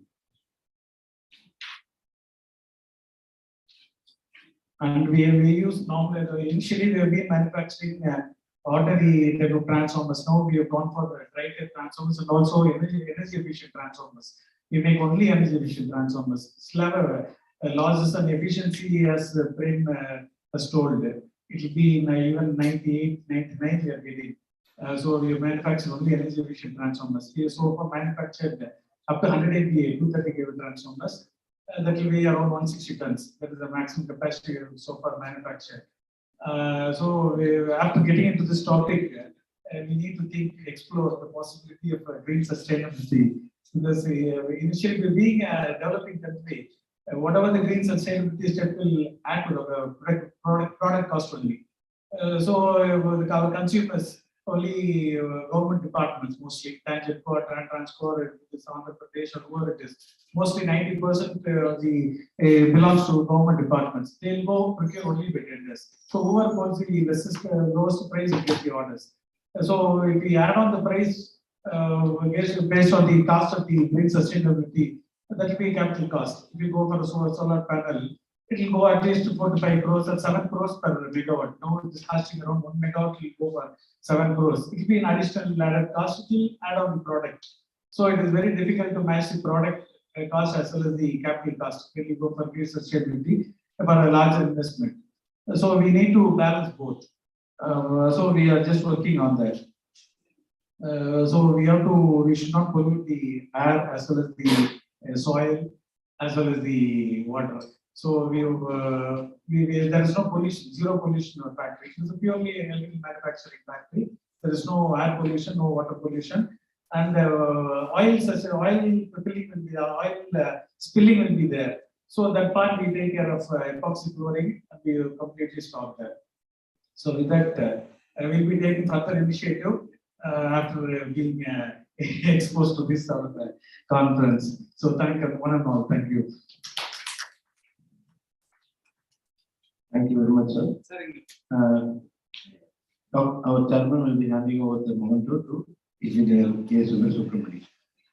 Thank you, sir. Thank you very much for your valuable information, sir. Next, I will invite Dr. D.S. Narayanan, CEO, Yamas Kalpataru Enterprises, to come and give a speech on green sustainability. Welcome, sir.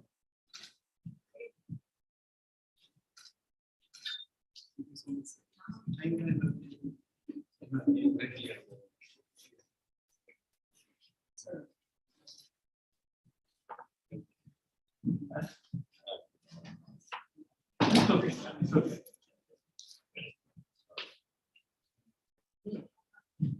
So the sir, Dr. Narayanan is 78 years old, and next person is Jyotiraj. So they both have come by their car from Nagar for this conclave.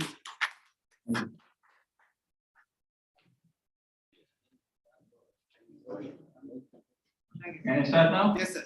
Thank you. My salutations to this August gathering. Now, the gentleman who introduced the subject today, is that person here? Yes, Doctor.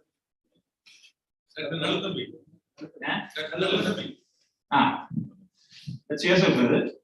He is already there. He has already left.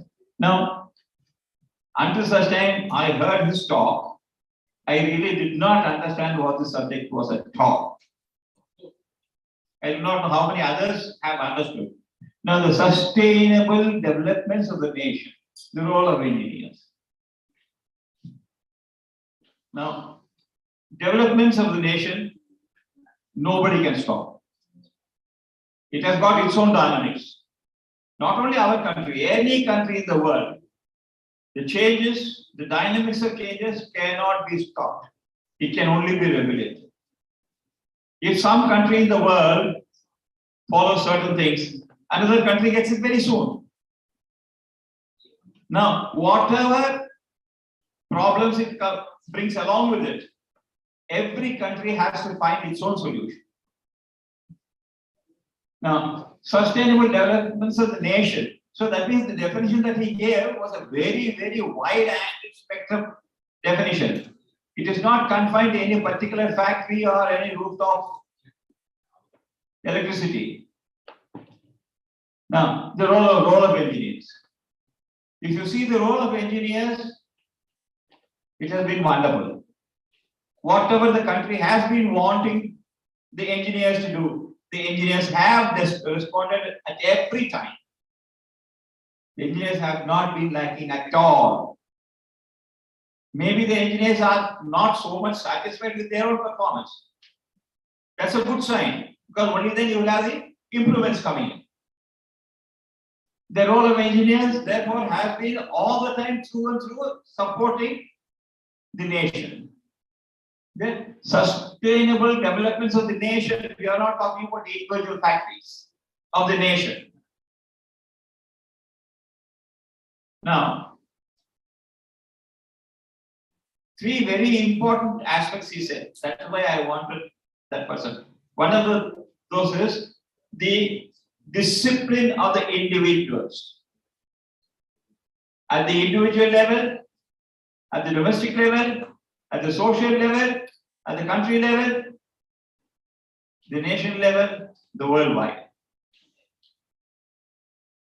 Now, if you see that the majority of people are below the poverty line,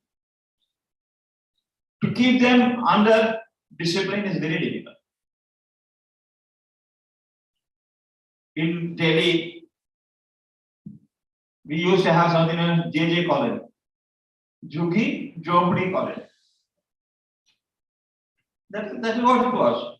And many of them were Tamilians. To give some kind of a solution for them, the Delhi Development Authority built houses for them, asked them to move over there, and then this JJ colony, which was totally a mess, dirt. They cleaned it up. Within a matter of 6 months, all those houses which are given to them free of cost was sold to somebody else, and then this JJ colony started again.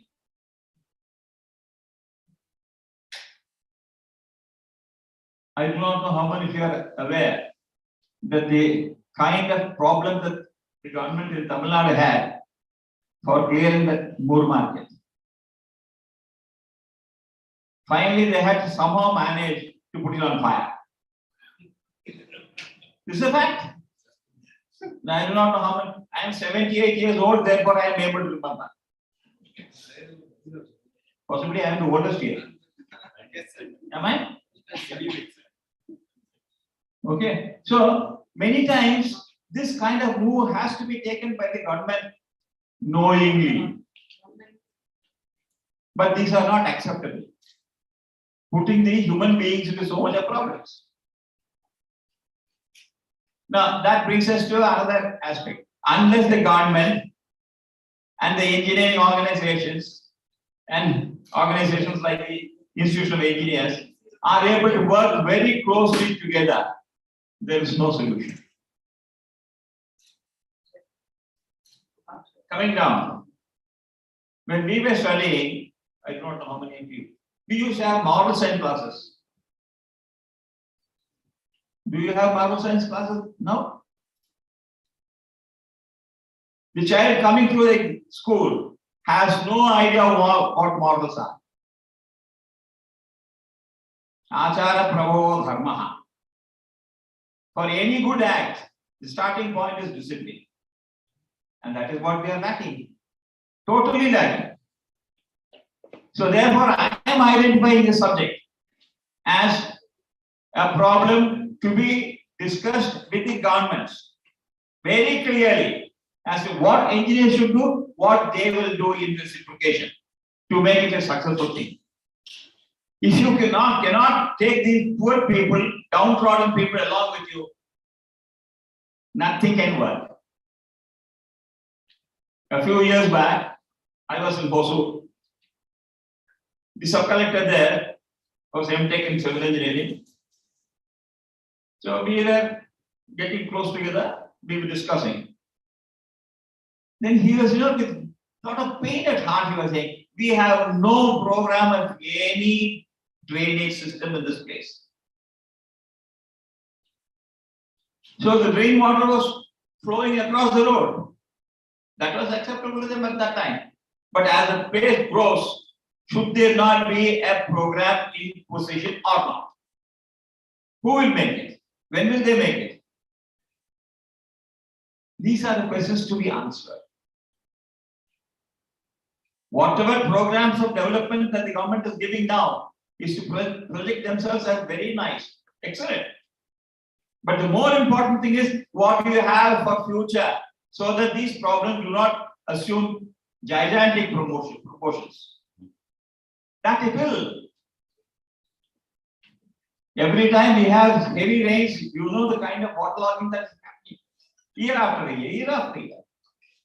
Is it not time that we should be in a position to solve it? There are countries in the world who are below the sea level. Their mainland is below the mean sea level. We should take their help. We should not wait for this kind of a thing to happen. Organizations like this should be able to interact with the government.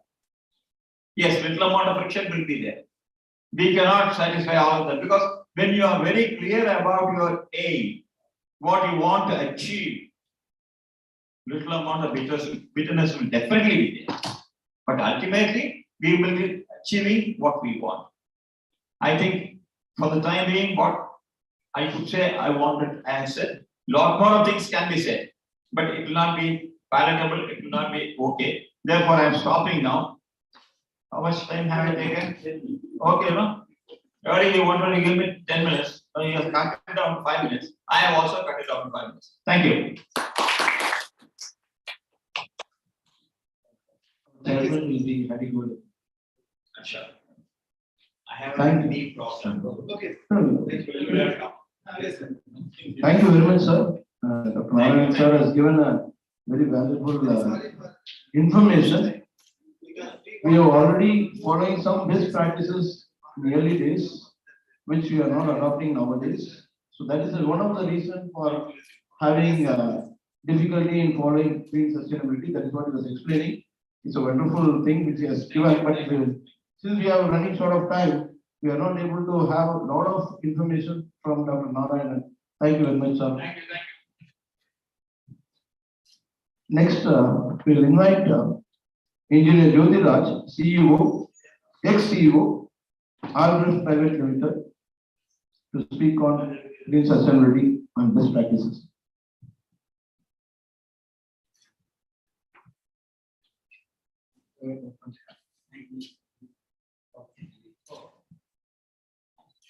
அனைவருக்கும் வணக்கம்.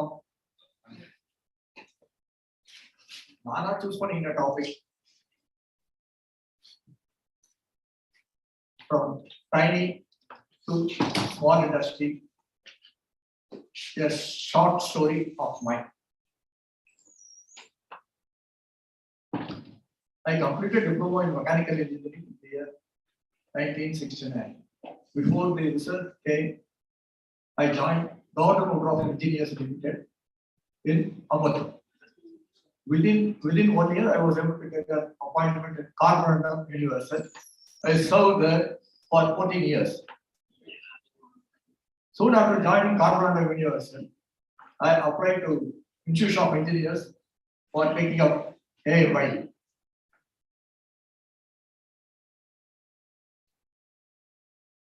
It takes at least 12 hours for me to return back home after tiresome of work in such a big company. My department was too large a department in that company. To carry on with the IEI studies as self-study was not all that easy, but I did not give up. I completed all the 8 papers of Section A, then about 5 papers of Section B. By that time, my second unit started coming up besides my full-time employee. How I was able to do all these things was sheer time management. Also, for the first unit, I got the discarded lens from Government Group through my brother. My brother was a turner there. Myself and himself were part-time partners. We engaged one part-time worker because we couldn't afford to pay him salary. In a matter of about 9 years, the company grew such a level that it could support the salary of myself and my brother. By that time, I thought I should start another industry, my third industry. So I purchased one land in the Supart complex to manufacture special purpose machines and equipment. So Indian Railways, Ministry of Defense, almost all the departments have lot of our machines. In diesel loco works, Varanasi, we have made such a big machines, just earlier supplied by US. I have supplied a lot of special purpose machines for various industries. Then for my third unit also, all random machineries were made in this second unit. And third unit, the first unit I started doing only washers, machined components. The second unit started manufacturing special purpose machines and equipment. The third unit, film furniture, energy efficient film furniture. It has got high thermal shock resistance. At the time we started bringing the product to nation, it was almost like a import substitute. The arrival of this film furniture to Indian industry helped fast fire, taking shorter time. Industry in India, mostly ceramic industries, sanitary ware industries, tableware industries, insulation industries, they were not picking up so fast because The lining materials are already available, but the kiln furniture, the high thermal shock resistance material was not available. We were able to give that also helped them to go fast. In a way, that also helped to sustain. Okay. I built all the kilns in my company. The kiln means about 3 meters by 3 meters with a chimney of over 25 feet, natural draft. Such kilns were there in corporate universal, about 12 such kilns were there. I was thinking to introduce a recuperator there, but there was a lot of objection. When I started my company, for the first kiln, I introduced a recuperator in the chimney to get the waste heat the blower air. That took the blower air temperature from over 40 degrees to 200 degrees. That brought me a saving of about 150 liters per batch. In a year, 200 batches we were doing. You can now calculate what was the oil saving. And at today's price, what is the saving? Nearly 30 lakhs at today's price. The recuperator at the time cost me only 1 lakh. I was able to get back the investment, put it to the second kiln, and second kiln gave the same saving. I put the third kiln. All of them together contributed for nearly 50% of my profit. At one point of time, we have declared 100% dividend to our shareholders. How these things all happen? I used to think the self-motivation, self-improvement. Dr. M.S. Udayamurthy, I don't know how many read his book. Lot of his articles that came on in those days. I used to read it, reread it. That gave me thought after thought. The thought became very dense. And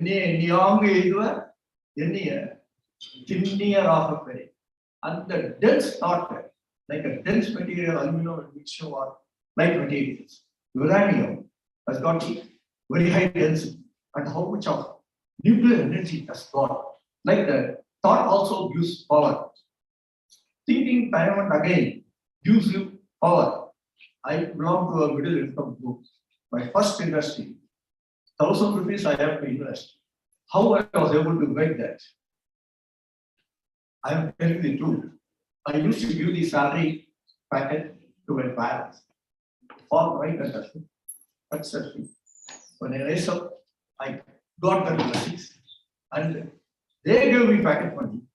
5 years of that packet money was 1,000 rupees, and that was my first investment. And from there, from one part-time worker, I took it to 120 employment, which means about 120 families. Right now, we cannot entertain a close relative also for more than 3 or 4 days in our house. Now, these families are surviving because of what? They thought to start an industry. I hope that my thought would ignite some engineers to please come and start small scale industries. Bring in more and more new ideas. Reduce waste. I took a lot of efforts in reducing the waste. One Japanese man who gave the lecture used this word, make a war on waste. Use this word, make a war on waste. And another man told, please don't use waste as a word. It has got wealth in it. How we can say waste? So I reduced my rejection rate in carbon dioxide was about 15%. We were able to bring it to 5%. 10% recovery means all the problems from recovery itself. How much of environmental issue it would have stopped? About 6-7 trucks of rejected material used to be cleared every 3-4 years. That all we saved. All these things are possible. I wish and request young engineers to please think the way to drive out poverty. Poverty, I think, sir also touched. Yesterday or day before, I read on the news, 25% of our population are still under poverty. And to drive out poverty, doctors cannot play a big role, although it's a professional course. Auditors cannot, lawyers cannot, whereas engineers can do a lot. I request all young engineers to start industry and bring up our nation forward. Thank you all.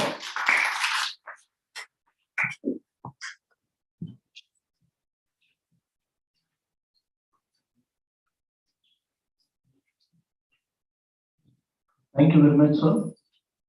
Our chairman will hand over the memento to Engineer Jyotiraj. Thank you very much for your valuable speech, sir.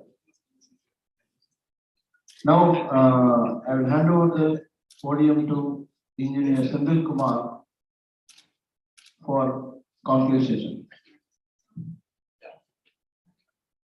One more information I forgot to give. I attended Golden Jubilee in Calcutta. It's so often that centenary I am able to be here.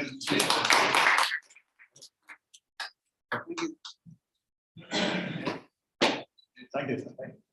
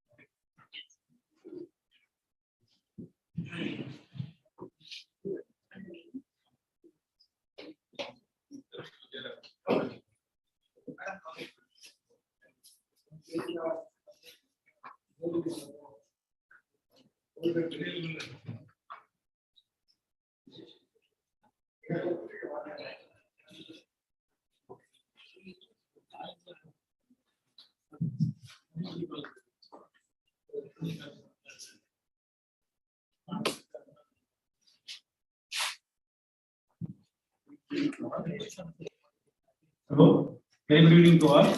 We're happy to welcome you all. Conclave here. Sustainable development of the nation, role of engineers. We are going to conduct a conclave about the sustainable development.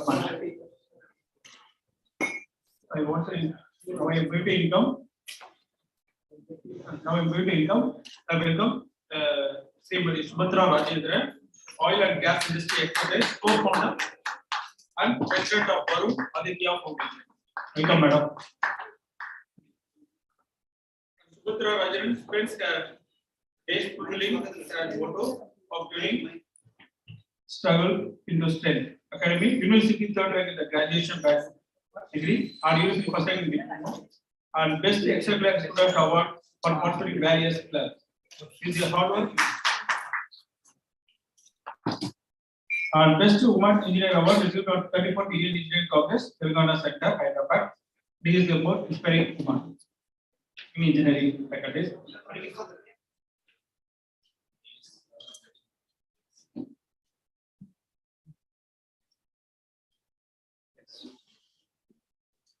Next person I welcome. Sri BSc Rajapalu Group, Assistant Executive Engineer, Non-Conventional Energy Sources, TDB. Is currently pursuing PhD in Anna University. His expertise in non-conventional energy sources, and he done lot of projects and published in lot of papers also. Welcome, sir.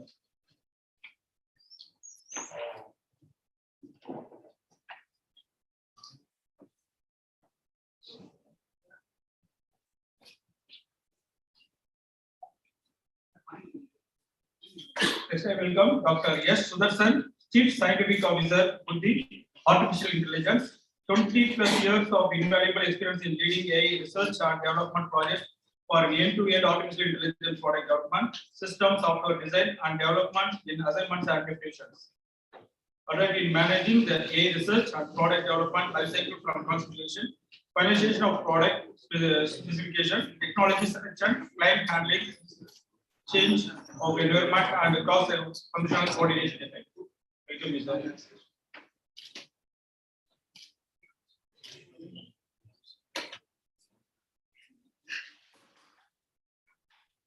I welcome Dr. P. Balaji, founder and CEO, Vega Soft Private Limited.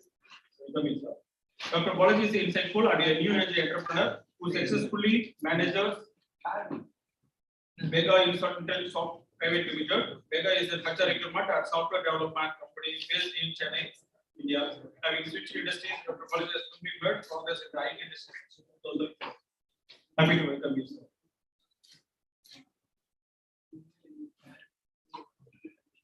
Now I welcome Mr. Dr. K. Padmanabhan. He is a co-founder of Nest Labs and EV Nexus Private Limited. He has completed his master's and PhD in College of Engineering, Chennai. Under his supervision, 3 students have completed PhD. He has published numerous quality research articles in high quality journals like Elsewhere, Wiley, Taylor and Francis. He is actively involved in sustainable development goals. His area is research SDGs, EV, solar, energy, circular economy. And now I welcome Dr. Kamala Kannan. Happy to welcome you, sir.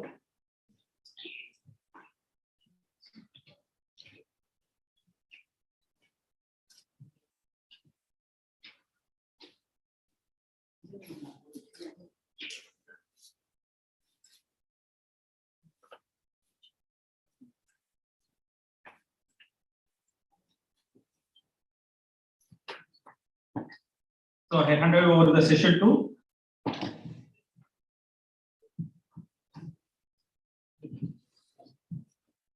Good evening, everyone. It's a wonderful evening, and thank you, Institution of Engineers, Tiruvallur Centre, for organizing such awareness on sustainable development. And we are happy to be a part of representing a sustainable development discussion panel. So I am Subhadra Rajendran. Currently, the panel and the discussion forum, the members of all the discussion forum, we all belong to various parts of renewable energy sources. So I believe this would be a discussion about renewable energy on various aspects. I mean, there are people from software is here, and the people from solar is here, and another member is from electrical mobility division, and Balaji sir is here to talk about the job opportunities of renewable energy. So we got a good mix in the panel. So we'll be having like 5 to 7 minutes of introduction, followed by the speaker will talk about this topic. To start with, we are welcoming Engineer P.G. Kamala Kannan sir. He is the Director of Constant Infratech. So we all talk about sustainable development. So what does sustainable means? So we need to look for, like, we have to use the effective use of all the natural resources and leave something for the future. Are we doing it? The answer is probably yes, and most of the time it's no. So we want to, as a human mindset, we want to use everything for us. Individual first, then comes the society and the environment. But after this pandemic, at least we should be aware we don't have another planet to live in. So it is each of our responsibility, and especially the role of engineer in sustainable development is very, very high. And we are the one who invent and who create, design, even pollute the environment. So even as an engineer, we should also have a responsibility to prevent the environment as well. And we have to suggest the ways how we can do it and how we can prevent it to the maximum. So we are here to represent you, the role of engineers in sustainable development. So as the first speaker, I invite Kamala Kannan sir to give a brief introduction and to talk about the tackling the climatic action for promoting a sustainable development.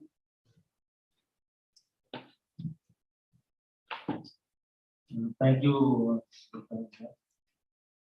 Good evening, everybody. I am Kamala, Director, Contract and Project. Basically, I'm a mechanical engineer from the IEI International Group. And fortunately, my project in my engineering way back in 90 was solar.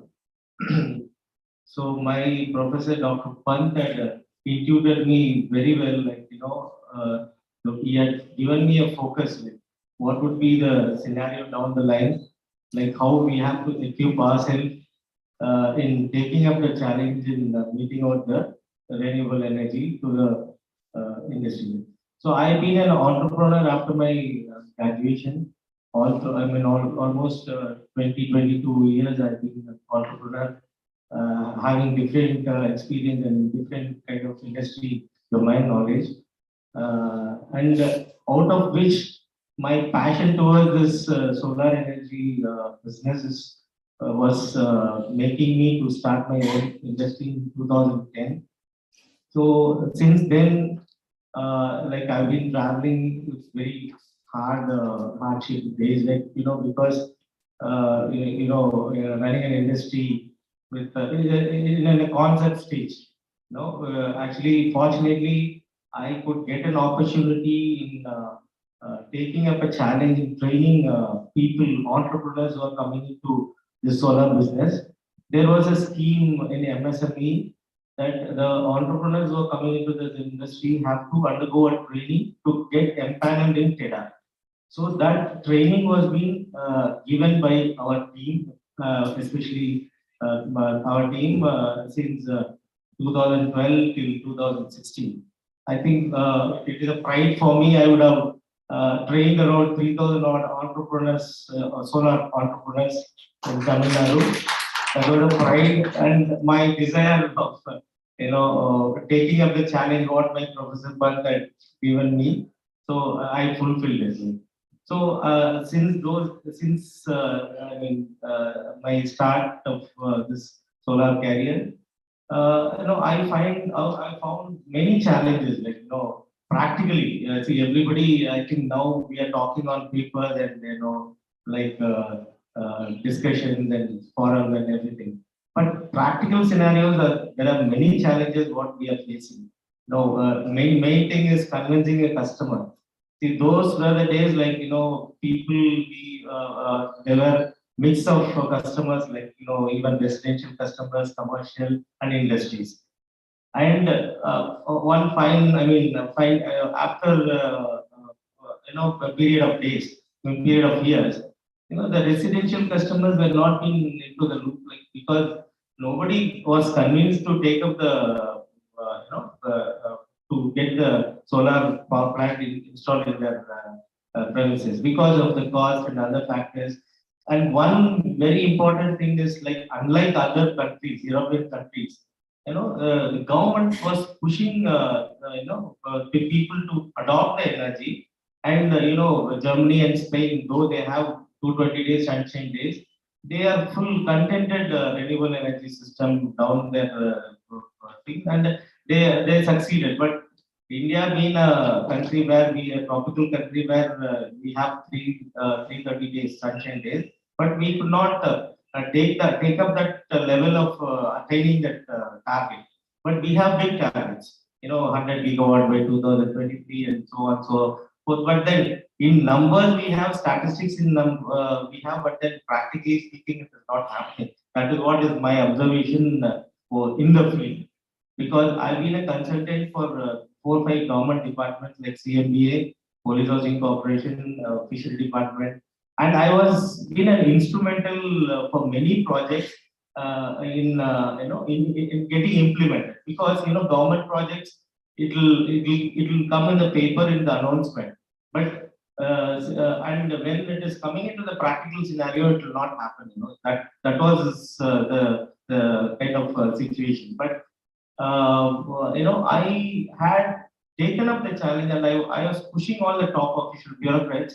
I was meeting the IAS officers, I was meeting the CEOs, SEOs, and SEs, and trying to get, convince them to do this project successfully. And And one such I just wanted to highlight is there was a scheme for the police stations, 500 police stations. So it has to be powered by solar. That was a scheme announced by the ex-Chief Minister Jagannath. So that was in the year 2011. But it was just running around from pillar to post, and that was not getting sanctioned, for many reasons.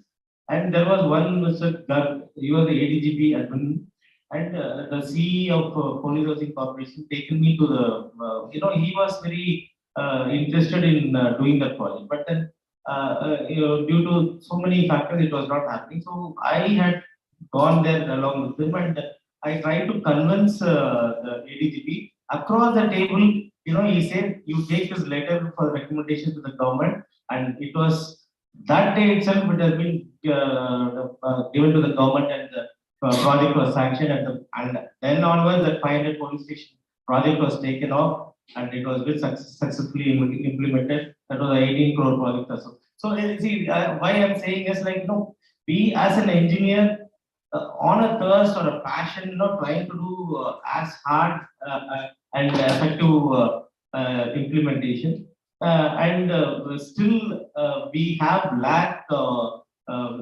government support, which is a very essential thrust to be given to this industry, because we are still in the nascent stage, we are in the concept stage, and it has to be taken to the limelight with a great effort, both from the industry side as well as from the government side. I think my topic my topic was net zero concept. That is altogether a different concept. But then I had started in a different way and then went off.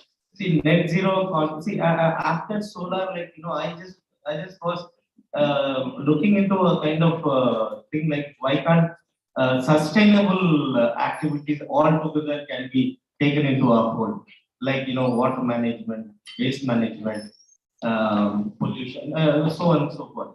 It was a gamut of products which I tried to explore in. So okay. So that was the intuition behind my interest in taking up this challenge of giving a sustainable business activities and sustainable ideas. So I think we are time is not there. Okay. So I think I'll cut off my speech halfway, and maybe I can get some time. I'll get back to my ideas. Thank you.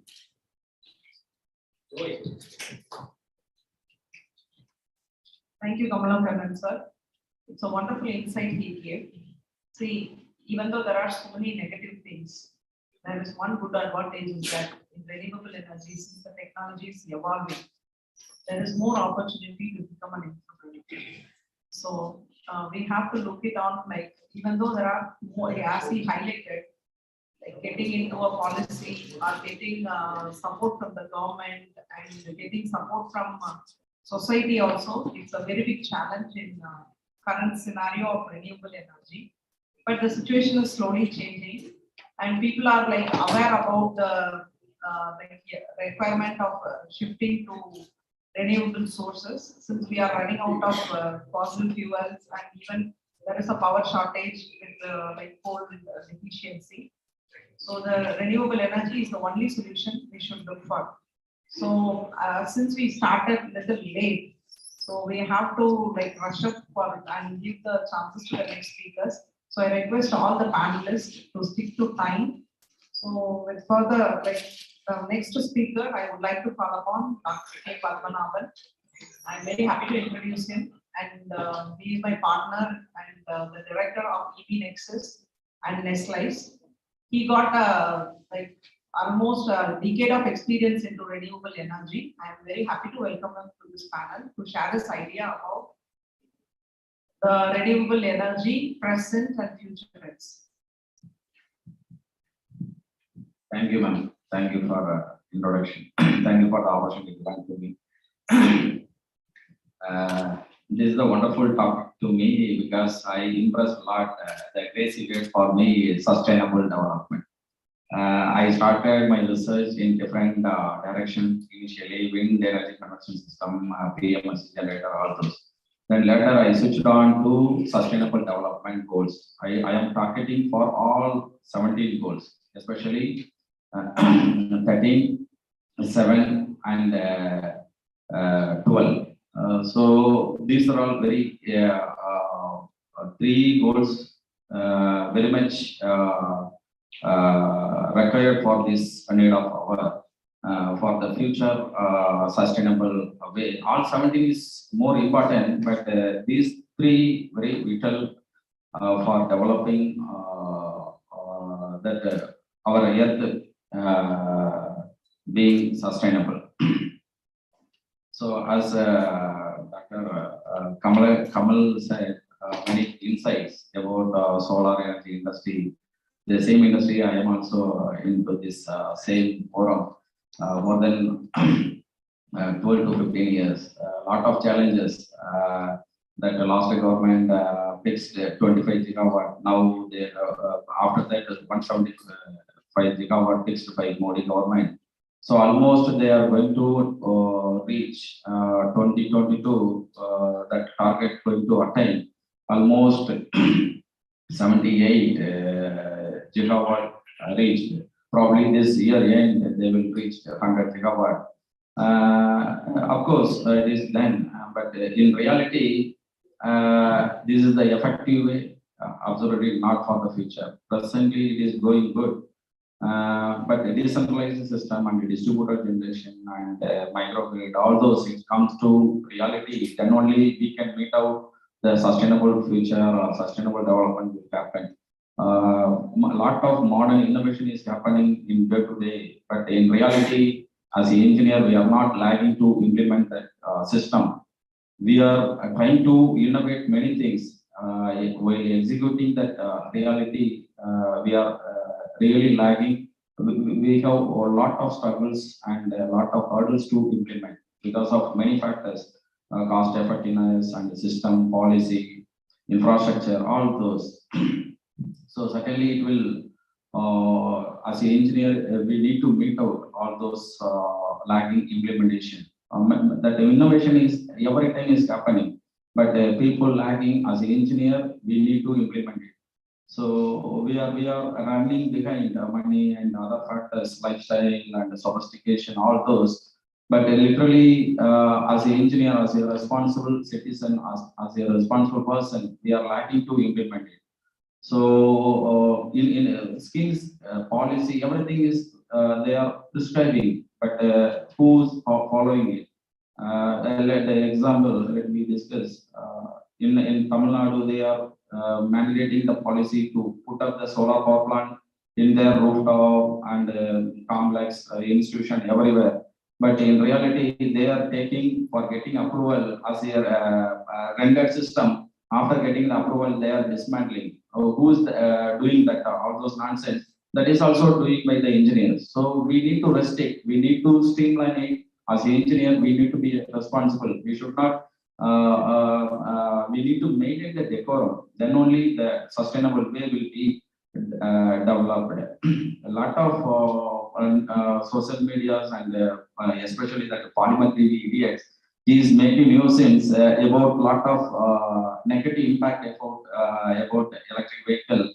But in reality, Ministry of Road and Transport, they are not telling that electric vehicle hereafter they are restricting to implement that electric vehicle and other forum challenges all those. In reality, really not. Regarding that, I would like to tell, because any small changes is there, that time it will reflect like that only. So we will not feel that. Yes. So we will overcome that. That is what we, whenever it is some 20-30 years back also, any kind of new thing which is going to transform, that time there is a big challenge will be there. That challenge we need to, once we cross that challenge, then it will be the success. Yeah. So that is the period. So lot of myth than reality, but Ministry of Mark, they are telling very explicit statement in their website and other social media. Very clear statement. We never state that. Nitin Gadkari also given the again statement So we are very positive towards for the electric vehicle implementation. So these are all the reality. So as an engineer, whether that information is true or not, like that, as an engineer also, we are also sharing that in the social media. So common man, how they know, how they're feeling. So we need to justify that these are all the true things, these are all the false things. Such a way we need to distinguish to the society. So future certainly we need to make green and we need to make sustainable way of life for our next generation of the people. Thank you for the opportunity given to me. Thank you. Thank you, Padmanabhan sir, for giving an insight about the present problems which is happening in the renewable energy sector. So as highlighted by both our panelists, we are coming up with a solution, I could say. So our next panel speaker will talk about the government policies and the policy derivatives and what are the changes which is happening across in the government system and how to propagate the renewable energy sector like through appreciate. So I'd like to welcome Engineer Sriraja Balaguru sir to address about the government policies and norms in promoting the e-mobility sector and promoting the solar energy.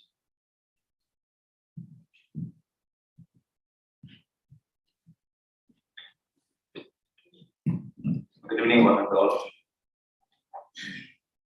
I'm Sriraja Balaguru, Assistant Executive Engineer, Tangentco. So, the sustainable development.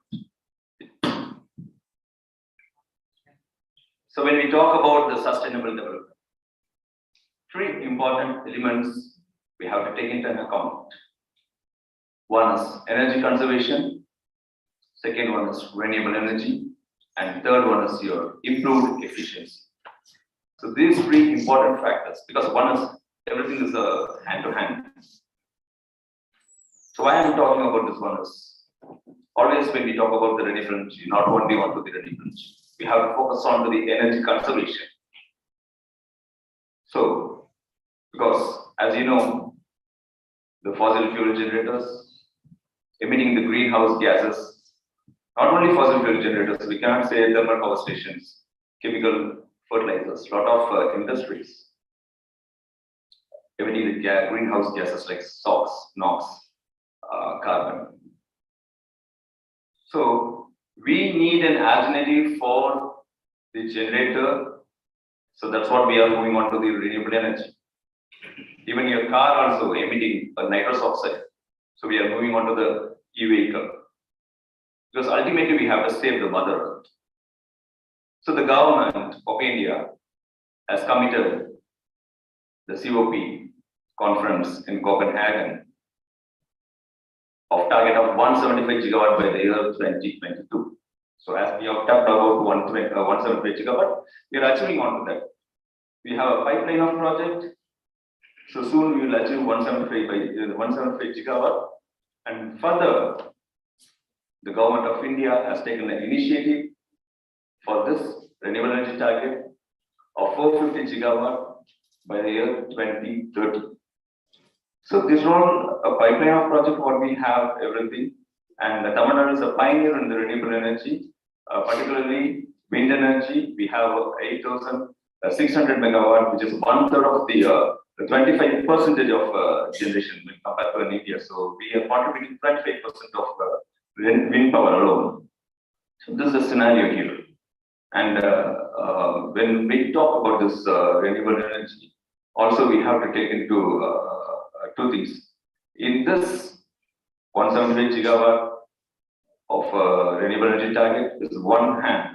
Another hand, the emission of the carbon sinking, we have to go into account. So mostly we are not facing that area.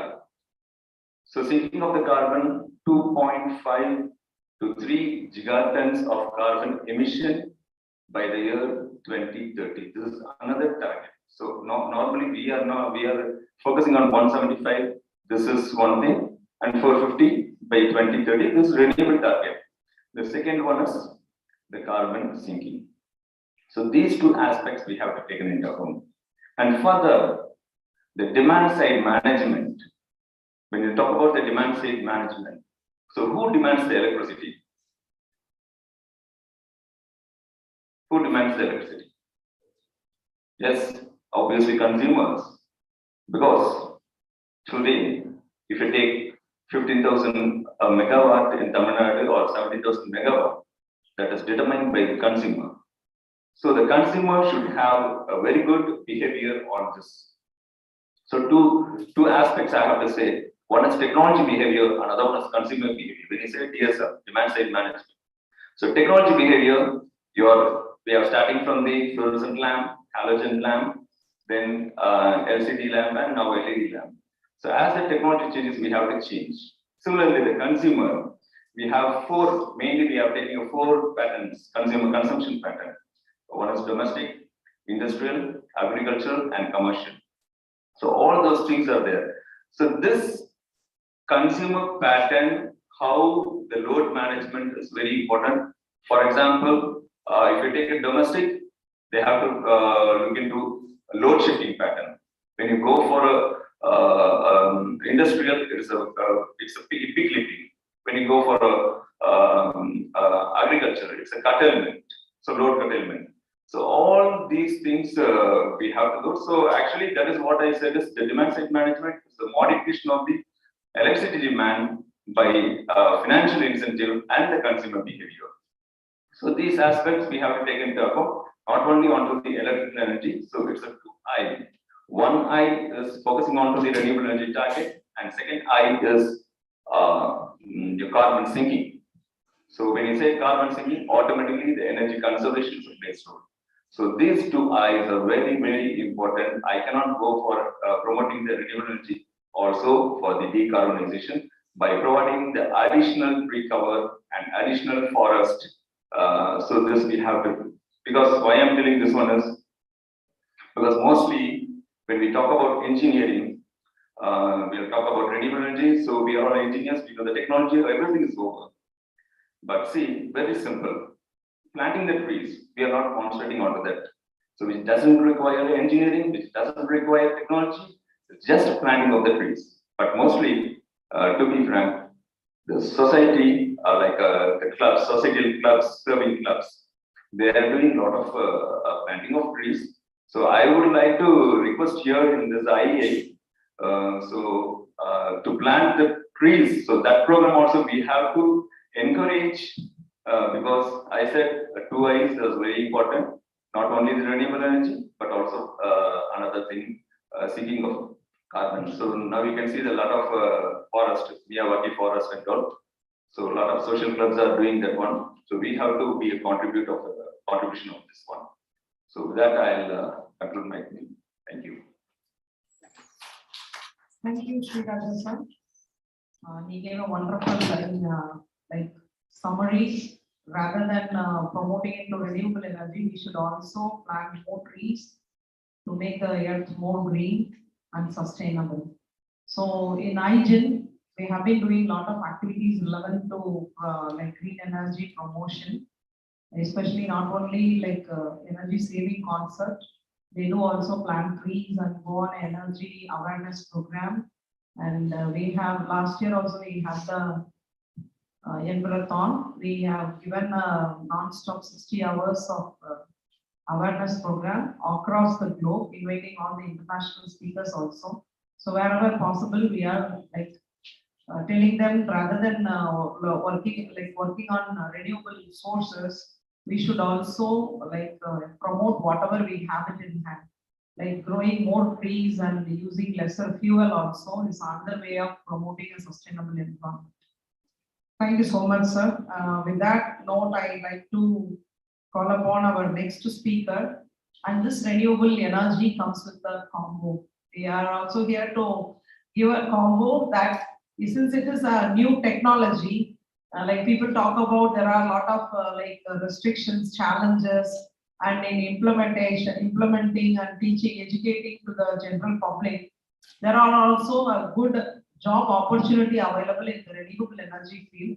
Since it's a new technology that doesn't require any experience, freshers are like expected to enter into this energy sector. I like to call upon our next speaker, Shri Balaji sir, who is the CEO of Vega Italy Soft Private Limited. He will be addressing about the job opportunities in renewable energy and the software integration into this renewable sector. Welcome, Balaji sir. Thank you, Krishna. So very good evening, Radha. So I'm Balaji, CEO of Vega. So before starting my topics, I would like to thank the Dr. NGR University for providing a very good infrastructure as well as my colleague, so who is having with me. So I'm basically a MBA graduate. Initially, I started my career with Tamil Nadu government. After 8 years of my service, I quit the job and started the staffing sectors, staffing in IT staffing, providing resources to corporates. This is what my first entry. After that, slowly growing a software company. So we are having a very good software products for major automobile industry as well as the service industry. My office is located in Delhi, so around 500 employees are working in my organization. So my major business is deploying resources to corporates. So I like this topic. The providing job for college freshers and college pass-out student. So the very important things. Last year, I attended a meeting in Secretariat, also in front of a few ministers. The topic was how to increase employability for freshers. You know that almost 1.1 million people are coming out every year. So around 50% of the graduates are getting a job. Rest of the 50% they are still looking. So government as well as the private sectors are initiating in many ways through the CSR fund as well as the inventors of hiring. So as an organization should help them get a place. So as I mentioned, I'm working with many corporates. The corporates who are hiring resources on this kind of industry, like this kind of verticals, the renewable energy sectors, in the solar or else like mines or whatever. So in terms of almost 12 million people are engaging in this field. So the first place is China, second place is Brazil, third place is India. So almost 0.8 million people are working in this industry in India. So the projection is in 2050, it may increase around 8 million people, they will work in India. Then another point is that government is started upskilling people from the college of engineering side, diploma side, as well as low skills, up skills. So they have a project name called Surya Mitra. Through that, they are providing very good training program for them to apply the resources in major corporates and major companies. Also, they are providing like a job assistance to them get to the job. So I request the graduates who are looking a job, they may utilize this kind of training program and they get into the job. The major engineering graduates everybody are looking at IT jobs. 30 years back, most of the colleges producing resources in terms of IT. So now the major focus on the renewable energy because so many job opportunities are there. So I request graduates to focus those areas. So even you are interested in IT, as well as you have to focus on these areas for getting better career growth. Thank you very much for the opportunity. Thank you, Balaji.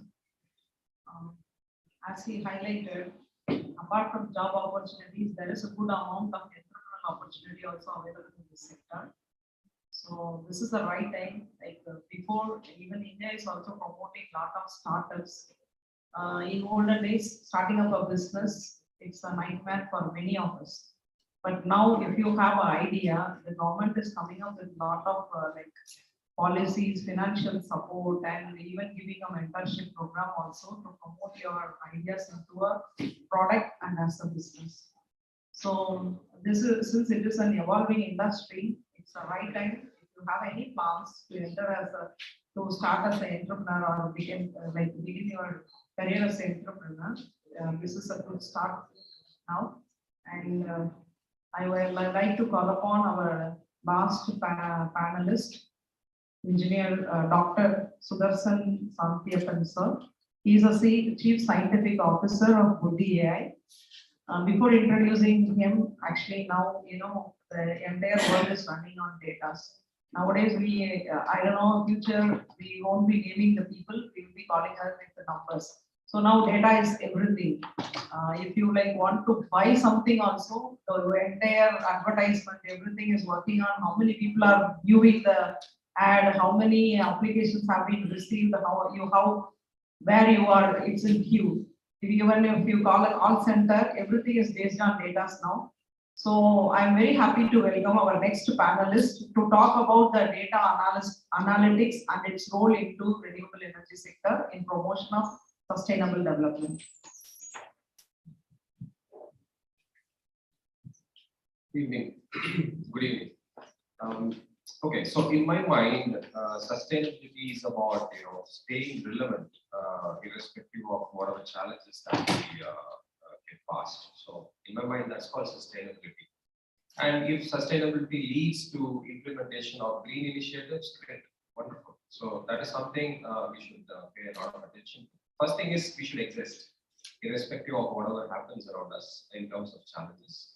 And for an individual, what is your sustainability goal? How can you stay relevant amongst changing ecosystem, changing dynamics, and so on and so forth? So I'll give you one example.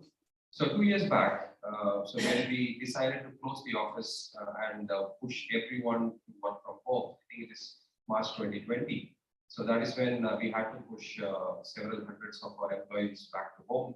And we were actually worried, what's going to happen next. And honestly, I was very worried when we had to push all the fellows back home.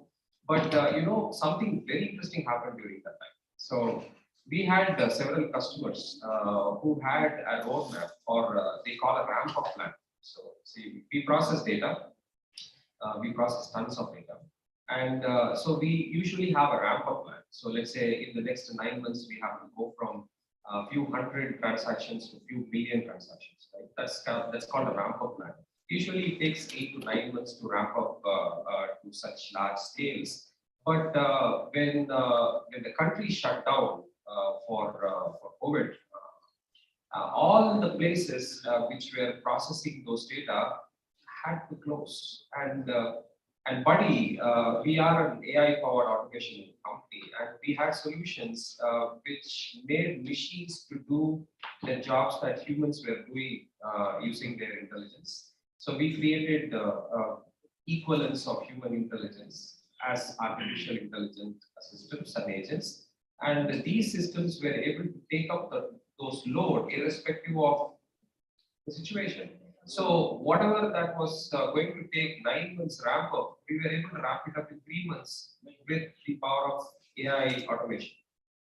Right? That itself is a validation for why we should spend more time in implementing AI solutions in today's scenario. So during the early stage of this meeting, one gentleman mentioned that we have to spend more time on automation. And many companies are investing time in automation, and I would proudly say that we are one of the pioneers to implement AI-powered automation in the healthcare space. And so our automation solution greatly reduced the amount of humans to put themselves into risk, right? So at least in the last 18 months or so, people were able to work from their homes without loss of productivity, loss of revenue. And in fact, we had increased revenue during the lockdown time. Let me be honest there. So the point is, we have to find opportunities and we have to find directions that will help us and that will allow us thrive irrespective of whatever challenges that we had to face day in and day out. I'm sure all entrepreneurs live a life on fire all the time. So we live on fire. So every moment is a challenge for us because a lot of lives depend on us. Several families depend on entrepreneurs like us. And so the thing is, when there is a problem, we should not feel bad that it's a problem. Rather, we should see that as an opportunity to seek a solution and leverage whatever that is possible. So, if you look at today's world, each and every one of us have become data points, at least in the eyes of Google and Facebook. I am a data point, you are a data point, this gentleman is a data point. We are all just data points. They don't see us as humans. Very sad, unfortunate fact. But that's the reality to it.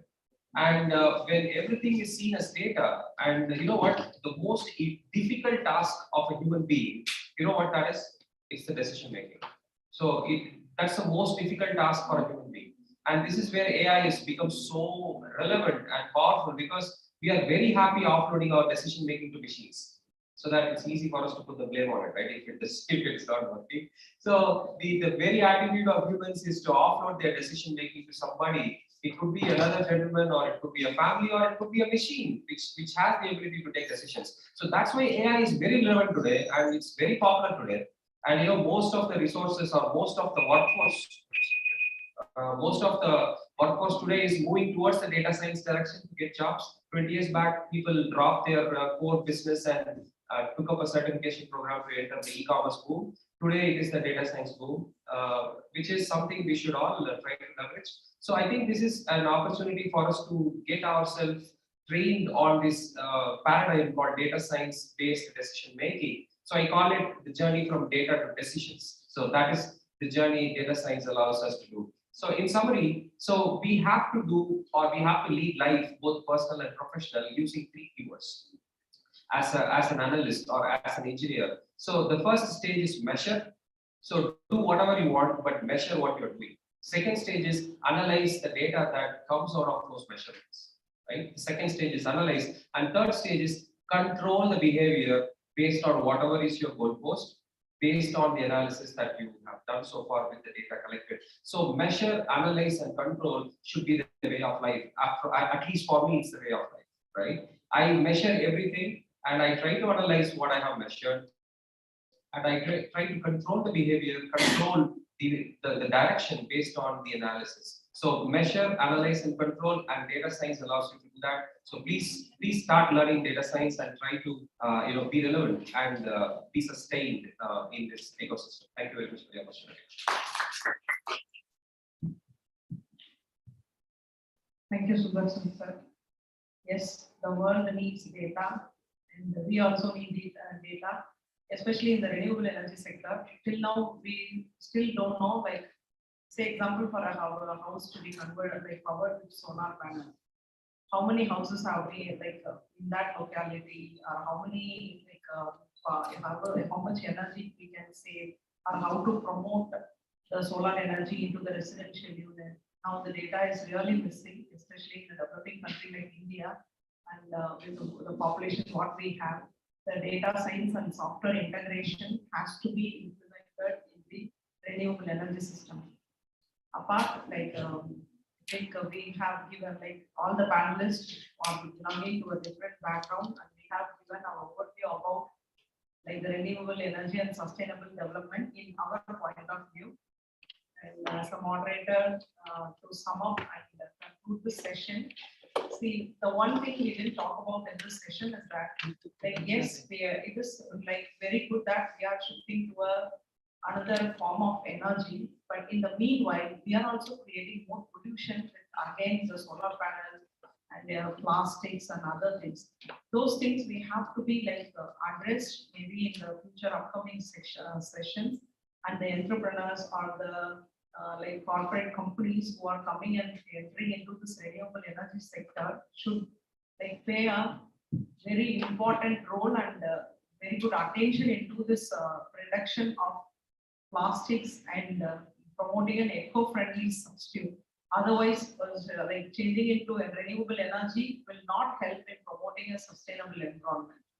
So with this note, we are summing up this session, and thank you, IGEN, for giving us this wonderful opportunity to give our insight about the green sustainable energy. And we would also like to thank the Institution of Engineers. So Institution of Engineers. And okay, the first session, we all talk about our various insight about the renewable energy sources. There are also, as I told you, there are some negative impacts which is happening across the ecosystem. So I would like to, here we won't go with the rounds. I'd like to call upon the panelists on their, as a voluntarily, what they want to share. This session, I will give them to them, we are just sharing our ideas among our panelists. And talk about next zero. Yeah, to continue my talk on the net zero concept. See, as Smita told, the negative point of the renewable and transition, what is happening. So the need of our situation is a net zero concept means, whatever, the amount of carbon pumped into the atmosphere and the kind of solution, to control or to contain the atmospheric carbon emission.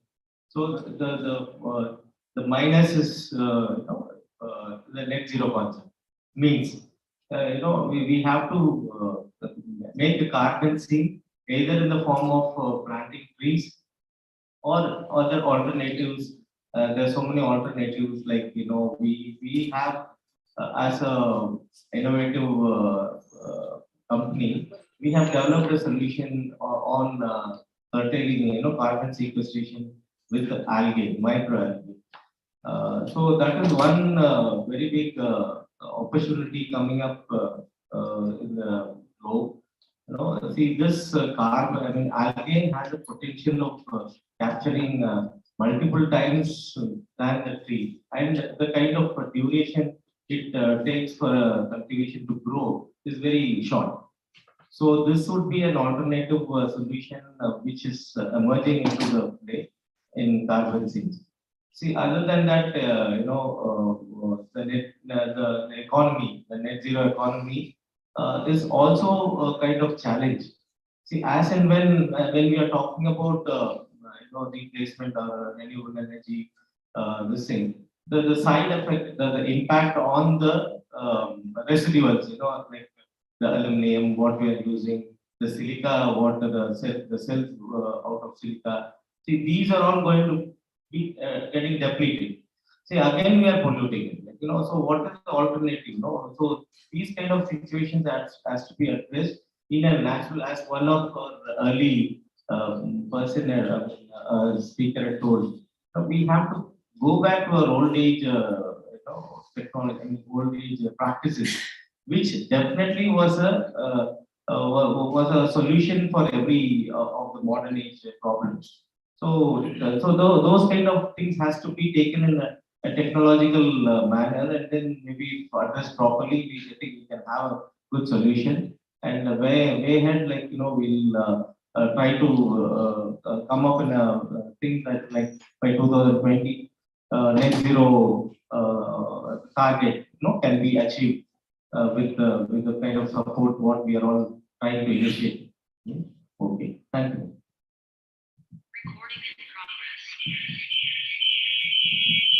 So this net zero concept, actually, the green building, promoting the green building nowadays, because it's nothing but the early speakers and the best practices, they have talked about these things. So it's nothing but the retrofitting of an ancient style. So when we talk about the green buildings, nothing but retrofitting of an ancient style.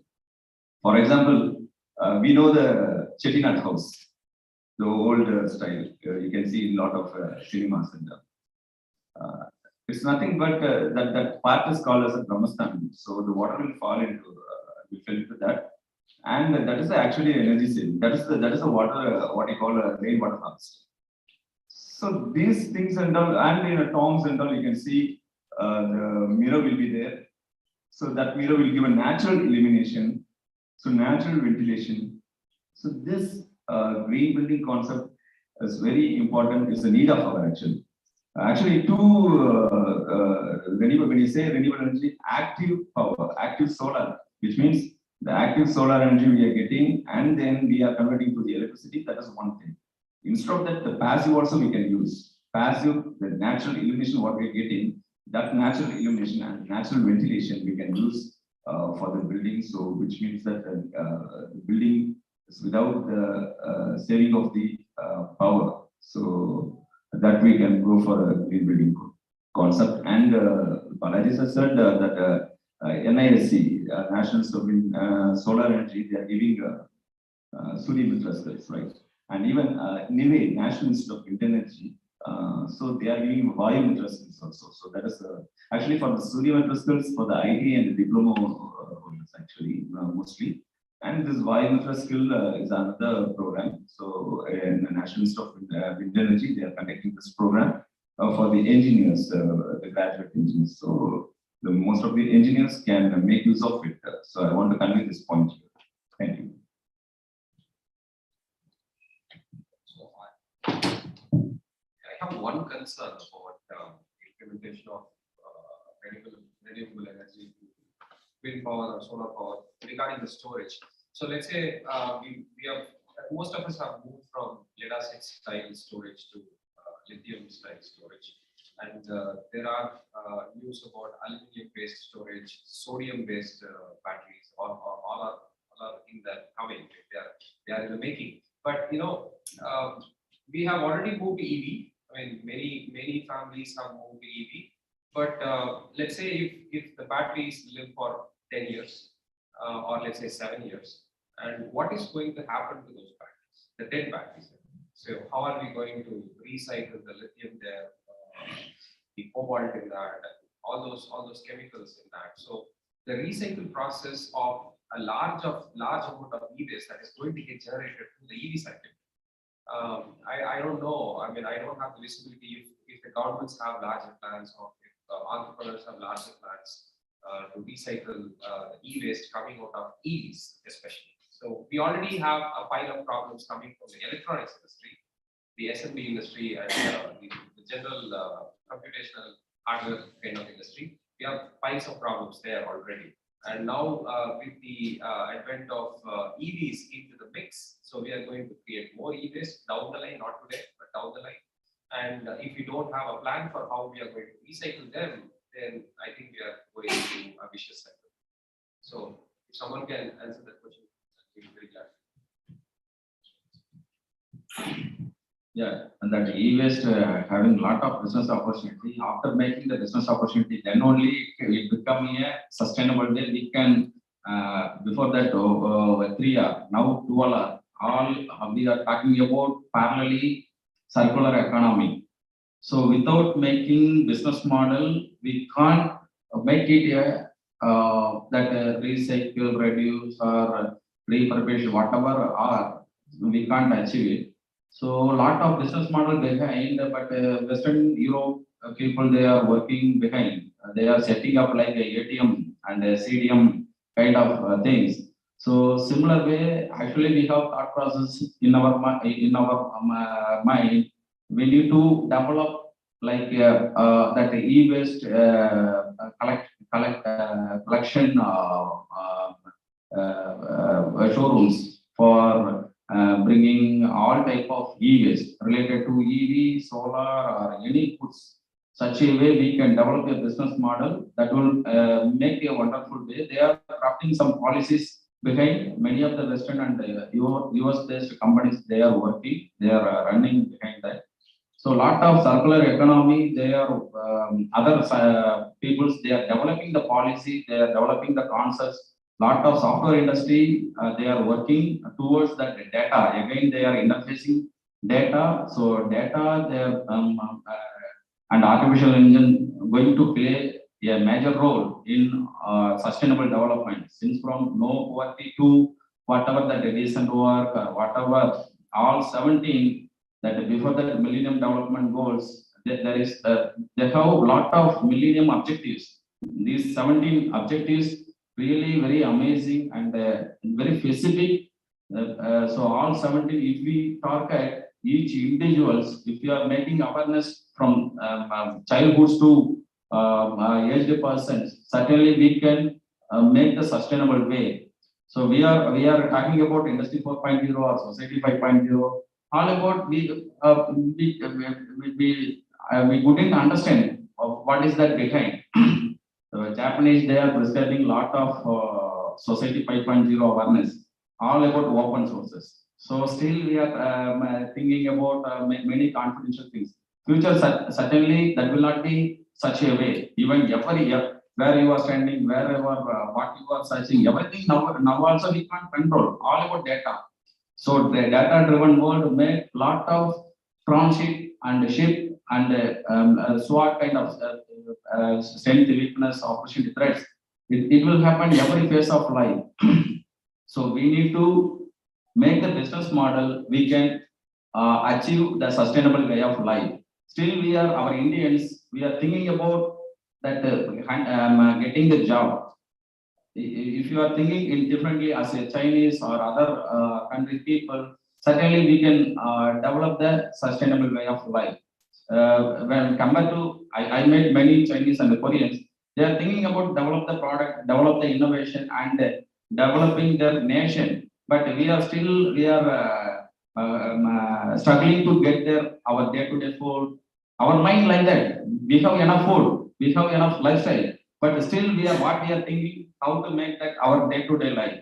But Western culture, they doesn't have such an idea. Chinese, they will not think about how to get that food, or how to get the car, how to get the leave, how to get that RO shirt or whatever. They will not think. So this is the way we need to develop first ours.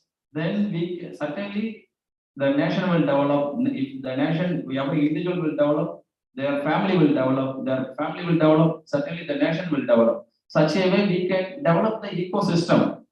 See, without education, certainly we can't develop. So every phase of life we need to develop. When compared to North India, South India, really amazing. We are really fortunate in all aspects. I am not discriminating the people or India, South India, or North India. Really, but when compared to North Indian people, really we are far behind. When entering into the business, they are taking advantages, they are succeeding. Later, another 5 to 10 years, we will get the job for finding that North India, we will run away their road. They will certainly, we need to face such a scenario. This will happen. So, lot of transit. So, we need to understand, we need to develop the ecosystem first. So, certainly, we can win, we can survive, we can sustain. Thank you, Varman, sir.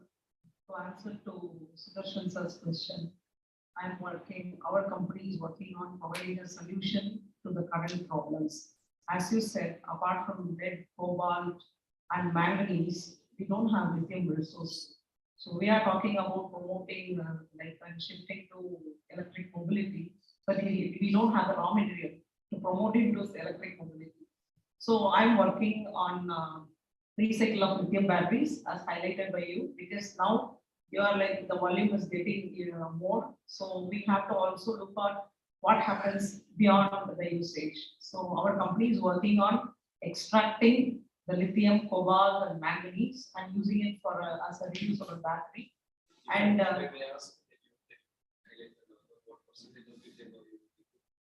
now, at the moment, we are in the very nascent stage of the research. Hardly our intention is at least to bring about 3 to 5% is a good deal, because we are just letting it to the atmosphere at the moment. And the other challenge is even then you will extract. As such, directly you cannot reuse it for new batteries. So we have to do it with a composite, and we are also finding a right composite for the reusable batteries. That chemistry I'm working, being a chemical engineer. Now I'm mainly focusing on doing something good to the society. So that's the interest. I quit oil and gas now. I'm now into purely into the clean energy department. And apart, we are also working on the aqueous batteries and the sodium batteries. So probably in another few months, we'll be like developing our first sodium coin cell battery soon. That will be, I'm very proud to say that we could be making Tamil Nadu battery. So rather than depending on other countries for the energy storage, so the aim of our company is to promote our Indian indigenous energy storage system, especially the batteries, and we want India to be the pioneer in the storage system as well. So apart from the battery, I'm also working on the hydrogen integration of the batteries. So that will avoid more dependence on the lithium system. So directly you can produce the energy from hydrogen, the electricity from hydrogen, and directly you can integrate into a vehicle. So that is the thing we are also like parallelly working on it. Since here as to sum up this panel discussion, we talk about so many energy sources, say wind, solar, electrical mobility, everything. You know, the major gap is that these energy systems can be integrated as well. Especially for electric mobility, you can have solar charging stations, and that will be kept in like isolated place also. So the entire villages in India get electrified. That is the one option. And even the hydrogen can also be integrated into the electric mobility. The same way, wind can also be integrated into solar, and wind can be integrated into the electric vehicles. So we have to promote those kind of integration activities in promoting a sustainable green environment. So with this note, we are thankful to the Institution of Engineers, Tiruvallur Local Centre, and Dr. MGR University, and all the organizers and the speakers and the experts who took part of this wonderful event in promoting the sustainable development. Thank you so much.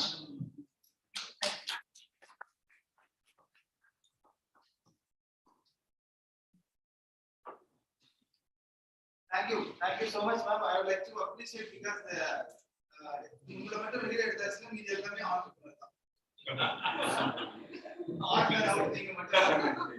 so that is what our country needed actually. Talking Subhadra ISR resign பண்ணிட்டு அவ்வளவுதானே. So அந்த மாதிரி ஒரு பாத்துக்கவே மாட்டீங்க. ISR போயிட்டு ISR ஓட job எனக்கு interest இல்ல அப்படினு சொல்லி ரிசைன் பண்ணிட்டு ரெண்டு பேருமே ஹஸ்பண்ட் அவங்க வந்து காம்போல போய் வர்க் பண்ணிட்டு again அங்க இருந்து அங்க போய் வர்க் பண்ணது. again back to India வந்து இங்க வந்து நம்ம கம்பெனி செட்டப் பண்ணிக்கலாம்னு சொல்லி பத்மநாதன் சார் அண்ட் அவங்க கம்பைன் பண்ணி இப்ப நம்மளோட வெஹிக்கிள் மேனுஃபேக்சர் பண்ணி வெளியில வந்துட்டு இருக்கு. சார் அதோட சின்ன எவ்வளவு கம்பெனி பத்தி லைட்டா சொன்னீங்கன்னா ஆடியன்ஸ் யூடியூப்ல பார்த்துக்கலாம். Thank you, sir. Thank you for great introduction about us. Really, we are fortunate in this great forum, IEI. We would like to brief about EV Nexus. EV Nexus is nothing but a company towards electric mobility, green mobility. We are dealing two-wheelers and three-wheelers, charging station, battery swapping. Our company so far 31 dealers in Tamil Nadu and Bangalore, one dealer in Bangalore. So totally 31. Around yet to sign 30 dealers. They are waiting for our decision. So this is the way. And one more charging station we are going to develop in Marimani Nagar at the GST road itself. Another few weeks we are planning to develop. This is the way we are doing. Our website evnexus.in. And what is that EV Nexus? EV, electric vehicle, and the Nexus is nothing but connecting many related to EV under one roof. This is the concept we are planning to develop as an ecosystem for electric vehicle, like a Purvika Mobile and Universal. We are giving the dealership for entire India, and we are planning to develop and other 5 countries, Malaysia and African countries, few African countries. So this is the way we are dealing. Parallelly, we are successfully implemented 60 megawatt solar project and 470 customers in Chennai in and around. for solar project through our Nest Life. So this is the way we are doing. Very great, sir. Very great. I'm very happy that another good thing because you came out from the academic part. Sir, when the sir, through our gens or Denmark, through that connectivity, we know that academicians quit again went back to the still I am continuing as a super in one of the engineering college, but they are encouraging to do the business because they are my client. Agni, JP sir and Bhavani ma'am, they are engaging. Still, before coming this meeting, we are discussing many things about drone development with Ethiopian professor and all those. Agneshwar, we are associating many forums. So sir also well known to me. Yes, so sir is the mentor for them constantly. Thank you, sir. Thank you so much, sir. And yes. The viewers also are watching. You can, if you want to have your dealership across the pan India, you can contact us. We will text our IEI contact number in the chat box in the YouTube also. So in future, if you want to have any connectivity with EV Nexus, you can contact us. We can route through to them so that you can start your EV vehicle showroom in your cities like that. Yeah, our business model is very simple, sir. Actually, what is our intention is we need to develop the entrepreneur.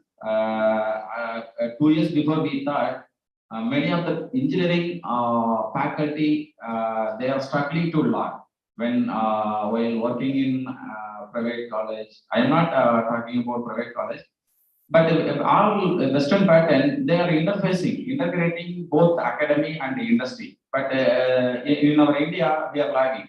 So why don't you give opportunity to work with the faculty in engineering college or polytechnic or whatever the arts college? We can develop the business model to our wherever they are living. They can do the business parallelly. They can bring that innovation. They can develop the product. Why don't you market? So this is the way we develop this organization EV Nexus for connecting the people through that nascent business, whatever that recent technology we can develop. Such a way we are the thought process came into our mind. We developed it along with the Subhadra ma'am and her husband. He is also the former HAL, cleared 3 times IES. All those. He is a very tough man. Technically, he is also College of Engineering and graduated. A wonderful person. So we all chemical engineering and mechanical engineering, electrical engineering, all together we are working towards making some little contribution towards the society for making sustainable way of life for all the living in India at least. Just wind up our company, how we are different is that we not even promote green mobility. We also have another company called Nest Life, wherein we do a lot of residential, commercial, industrial solar projects. So the ideology and the vision of the company is that we want to be a one-stop renewable energy company. So that is the thing. We are not only into the manufacturing, we are into research. We are also in the like the construction business as well, construction of renewable energy systems. So we want to be in future we want to be a overall energy renewable energy company, wherein we will be adopting the solar, wind, green mobility and the solar powered charging station and vehicles. Thank you so much. So we invite entrepreneurs and the researchers who want to be a part of EV Nexus or Nest Life. They are like very well welcome to be a part of our organization. Thank you, ma'am. Thank you.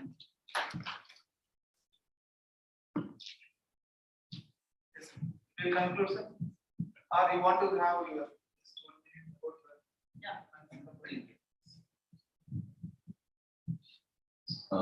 as I mentioned, I'm running a IT software company called Mega Intellisoft, which is into majorly IT staffing, providing resources to major automobile industry.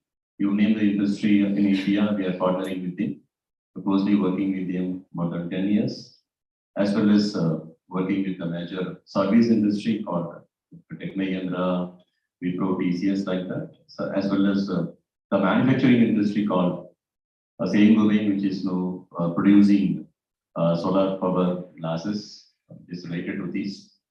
So, as well as we have a separate development center, which is located in Hindi. Close to 220 developers are working, as well as around 200 plus resources are working in my client base. So we are closely working with, as I mentioned, automobile industry, manufacturing industry, as well as the service industry. As well as we are producing so many freshers. We are providing training in the name of ISOP talents. Every month, so we are producing around 200 plus fresh graduates. We provide 2 months training as well as a basic team in corporates with a CPC of 3.5 lakhs to 6 lakhs. Whoever wants to job support, they can reach us.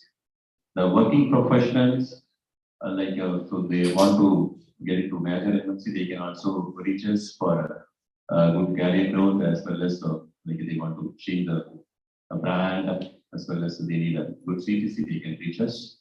Our contact is there with the management, that they can get it. Yes, sir. We given our IEI-TNSC contact number in the chat box. Regarding any company, they will contact us. We will communicate you. And yes. Thank you. Thank you. Sir, you want to brief? So thank you so much for a short invitation, because which we planned our event also in the short to celebrate 100 hours in a big way. So this is the third day, as I told. Like next week, Kanjipuram is doing. After that, Kanyakumari Local Centre, then Trichy Local Centre. Like that, it will travel within 3 months. It will be end. In the December again, we will send an invitation to you. We all will again meet together in the Meridian, right? With all very great, good celebrations. Yes, sir. Thank you. Radha Mohan sir, you can continue your session.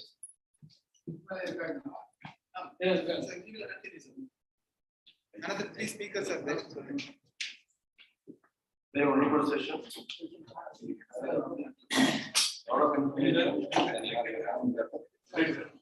They are motivating us to become an entrepreneur. That's very nice. Now we will start our speaking session. That is best practices for green energy sustainability. First, I will call upon Mr. Jagdishan Srinivasan, Master Trainer, Living Technologies Private Limited. Please come.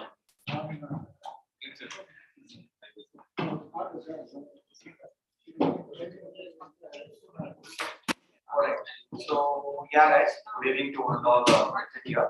And I'd like to thank all the dignitaries who have given me this wonderful opportunity. Thank you everyone.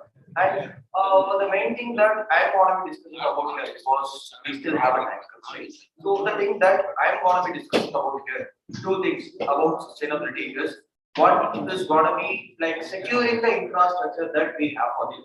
Because we are planning on like developing the current technologies, or we are planning on extending our opportunities so that we might be having a sustainable environment in the future. But the thing that we have to focus on majorly is we have to be like securing the data, because there is a lack of data security in current scenario. And the second thing that we majorly have to see about here is virtualization of every resource or every technological resource that we have today. Okay, so we just take a small example. We are going to be having 100 applications which are going to be run in individual systems. Okay, so the thing is that for running these 100 applications, you are going to be requiring 100 separate computers, so that you will be like, to put it exactly, you are going to be requiring a lot of space. Because when you're talking about sustainability, space is also a resource that has to be taken into account. So we are going to be like using a lot of space, and also we are going to be using a lot of energy for you to run all these. Where what I am going to be stating here as an idea is, what you can do is we can just put up one single computer which is powerful enough to run separate 100 machines inside itself, so that all the 100 processes or all the 100 applications can be run. So this is just a mere example of what you can achieve. Like we were talking about implementation of artificial intelligence, we were talking about implementation of further technological advancements, everything. Okay, so the major thing that we can actually do is we can virtualize everything, because telling again, space is actually a thing that we are having as that is very much less in the society today. Because nowadays, when talking about the cities, what we are actually doing is we are seeing like flats and apartments which are having like nearly 20 to 25 floors here. Okay, so they are all gonna be like they are all townships. Okay, what I am stating here is you can also reduce the usage of space by using these types of ideologies and by using the technologies of virtualization. And moreover, when talking on the economy's perspective, what we can actually do is instead of like just from my perspective, instead of like outsourcing all the resources that we need to third-party vendors, what we can do is we can put them as upfront investments. We can also use the graduate engineers who are going to be passing out from each colleges each and every year. You can use their own like their knowledge, or you can use their expertise in the particular field, so that you can implement these technologies by taking it by yourself. Okay, rather than like investing 50 to 60 crores on like a third-party vendor every year. What you can do is you can invest like 100 crore or 120 crore of amount in by our own itself. And then what we can do is, as government, what we can do is we can complete the project by ourselves, and then the maintenance cost is going to be costing very much. So that's going to be my perspective when we are going to be talking about sustainability, because developing the nation is one thing. But for the development, we'll have to make sure that the basement on which we are going to be developing our country is going to be strong. So making it stronger on all the aspects is going to be very much helpful when you're going to be looking out on the long. Thank you. Sorry, thank you.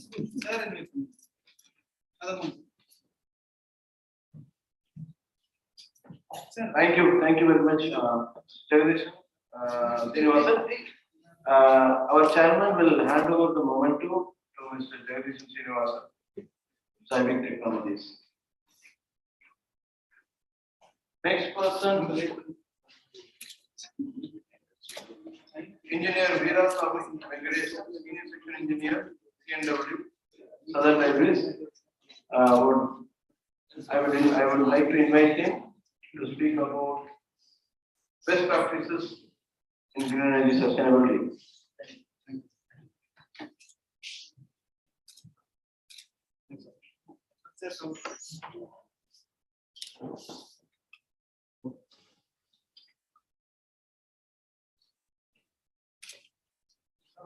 Good evening, sir.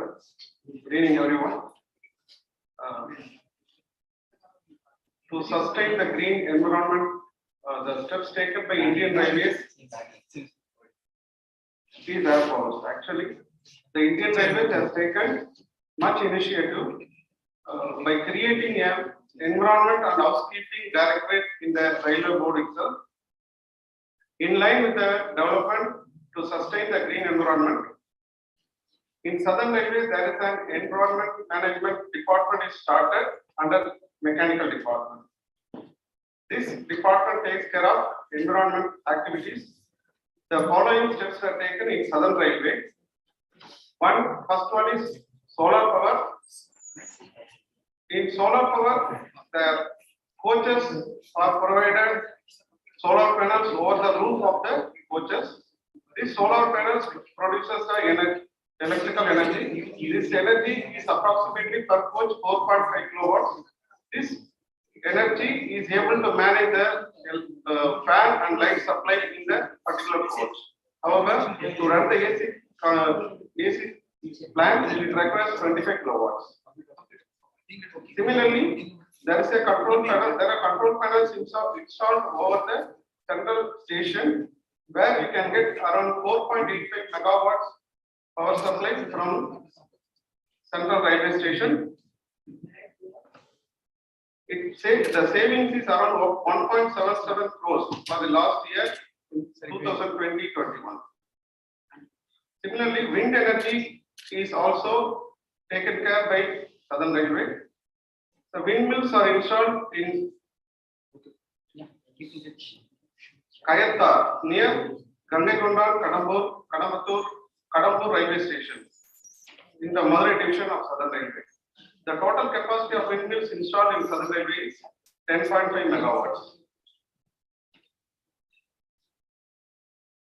The water conservation and waste management also is taken care by Southern Railway.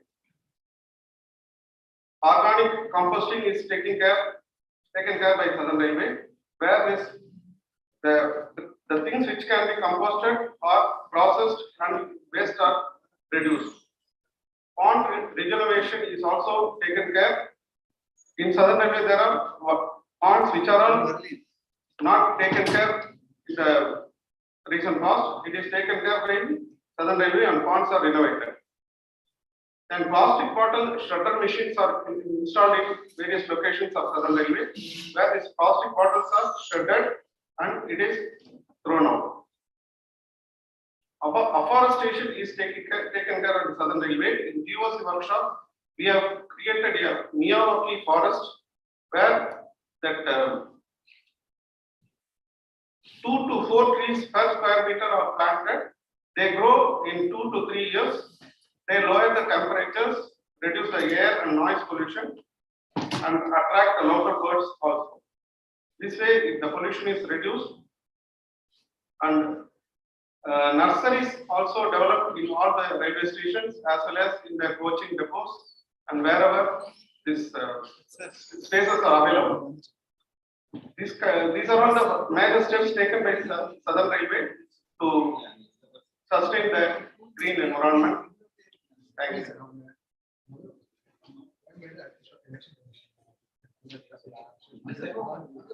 Thank you very much, sir. You have given a very good details about railways and how they are able to sustain energy using green trend. Our chairman will be handing over the commenter to Engineer. Please, Engineer Veerasamy. Now I will invite Engineer Arvind Laksh, Director of Ulagama Labs, for speaking about best practices. Please come.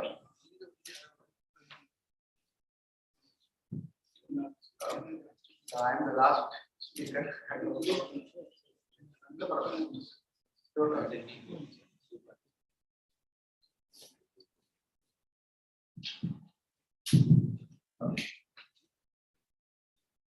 So, I'm the last speaker, so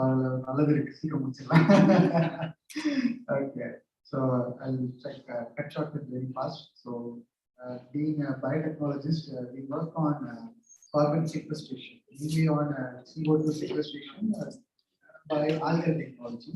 So that is our best practice. We are a startup. We are right now we are getting integrated with CMDA and we are getting integrated with by IIT Madras to facilitate our technology to the state and the other foreign agencies. This is our technology that we are developing. So a lot of people have talked about renewable energy and other green energies and everything. So I thought this would be the I take this privilege to talk about the dark side of this green energy and renewable energy because none of the part have been touched. And in 5 minutes I can finish it fast. The negatives I can do short term, so I take that privilege. According to data given by IPCC, from the time we identified copper for electricity, that is in the 18th century, to the present 2020, we extracted 800 to 900 million tons of copper for our electricity purpose. And the worst side is we are going to extract the same amount in the next 30 years. This is only for copper. Now do the math for lithium, titanium, germanium, and other rare earth metals, especially neodymium, which is going to be an important place in renewable energy and green energy. So now you tell me which is renewable energy and green energy. We have closed the doors of crude oil and coal since India is going to become a coal negative by 2070. Since the doors are still open, but we'll be closing it side by side by crude oil and coal will be closed, and another industrial revolution for rare earth metals will be open and welcome to industrial revolution 3.0. Still, the climate, that is why the climate change is inevitable.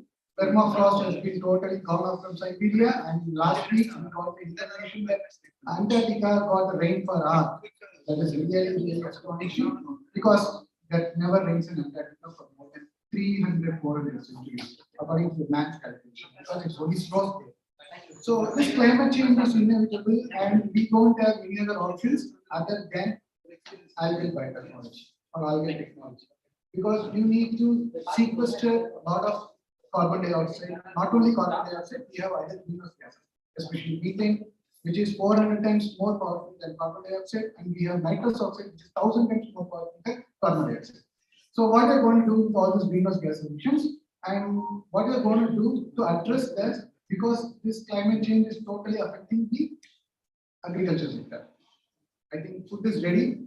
Most of the people have arrived only because food now is there.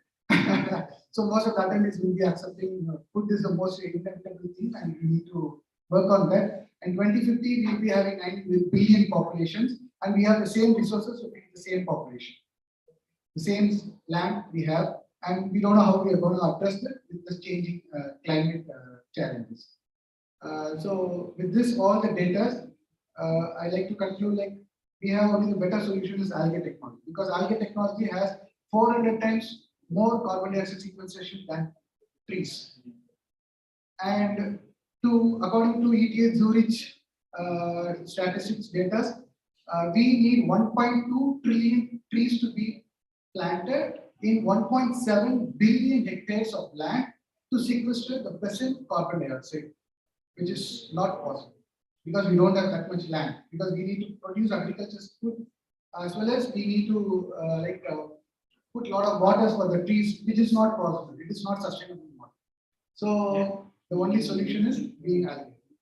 So that is what we are doing in Agamam. We are providing technology for agricultural sustainable practices through algal supplements for the crops to fight drought and to increase the complexity of the soil. And we do tie up with CMBA and IIT Madras to do work on carbon dioxide sequestration and urbanization development.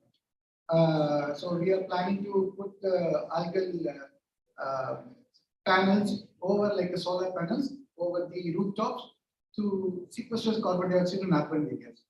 So like we are moving step by step, and same way we will be working on other technologies to make the sustainable goals. Thank you. Thank you very much, Arvind. Giving an alternative with algal. Thank you very much. Our chairman is presenting a memento to Arvind. With a lot of constraints and a minimum time constraint, he is able to give a lot of information in a very crispy way. Probably we have to utilize him for a bigger session in latest sessions of IE. Thank you very much, Arvind. Thank you.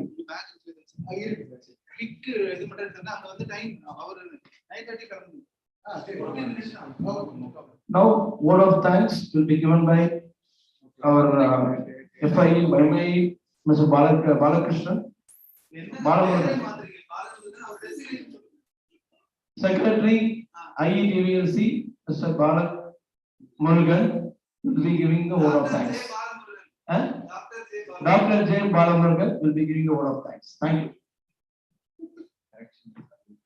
So thank you so much, sir. So it was a wonderful session, and I'm the last person to address all the gatherings who are present in Zoom as well as YouTube. So thank you so much, audience. So with your support, we have crossed the 6 hours of IEI Tiruvallur session. So it is all because of you people giving more encouragement for completion of this particular work. I'm thankful to each and everyone so who have made this program most successful. So the first, I need to thank the panelists as well as the industrial persons in their busy schedule. They have come down here to express and share the knowledge of how they are going to contribute for the society. So that is one thing. And the conclave was actually planned in such a way that the people who are the industry, so they don't know what is the technology, know-how technologies, and that need to be addressed. And then coming to the entrepreneurship, so if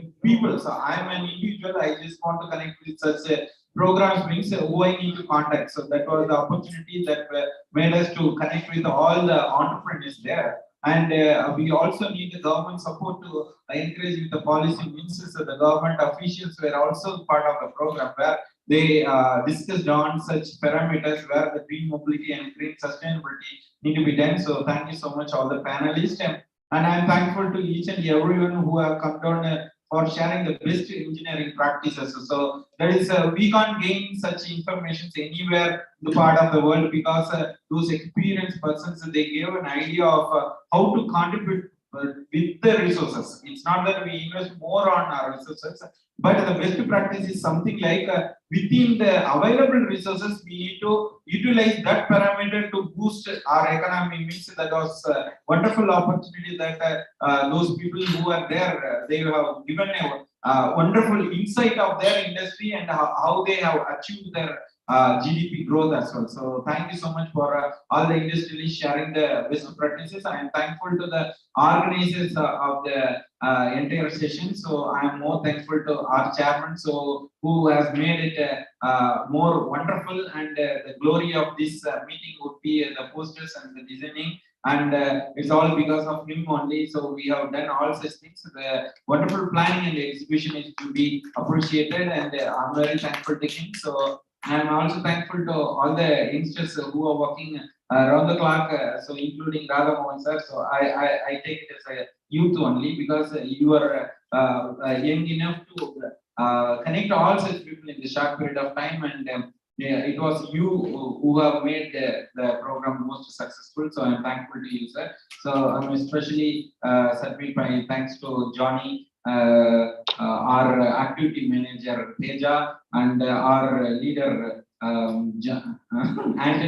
Anthony Boy, and new face smiling charm guy. So I don't know his name, but I'm thankful to him. And Nyanamurthy. So thank you, and I'm thankful to Paul, official photographer. So thank you so much, Paul. So and thank you for providing us a good food, and it's waiting for us. Thank you so much. Thank you, audience.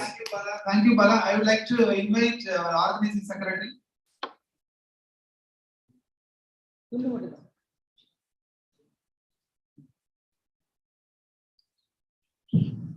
So a round of applause for our organizing secretary for making it more.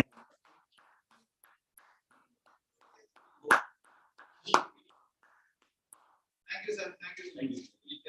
So, our first program organizing secretary. Anthony sir. So அவரால தான் எல்லாமே. ஆமா, இந்த initiation வந்து Antony sir super. So மகிழ்ச்சி பாராட்டக்கூடிய ஒரு விஷயம். So மகிழ்ச்சி. இதுக்காக வந்திருக்காரு. ஜானகி ராமன். ஜானகி பாய். இல்ல கொடுத்துட்டு வாங்கிப்போம்.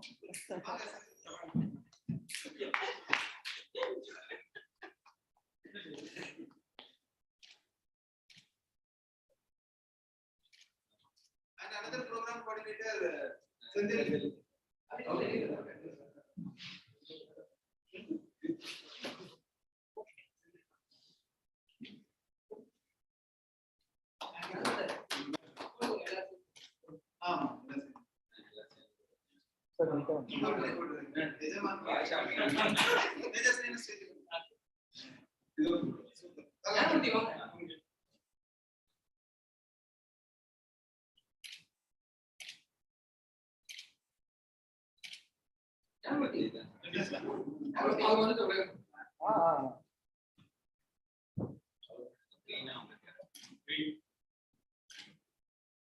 So we all will stand up for Tamil Thai. Sorry.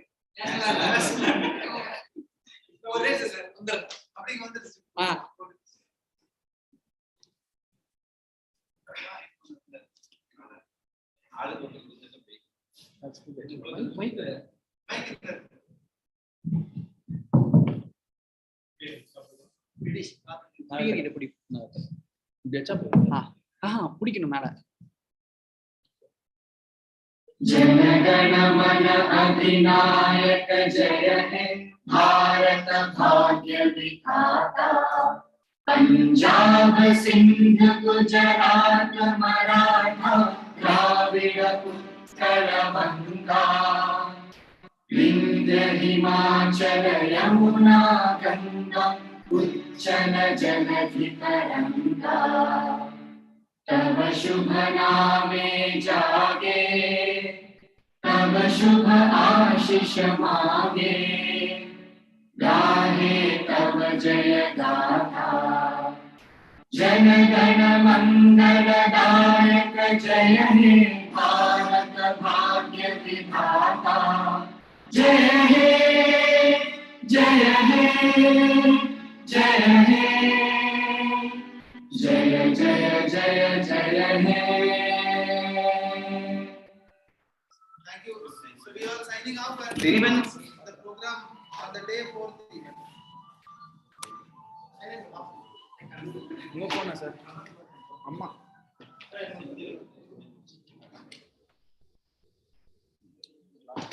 Start.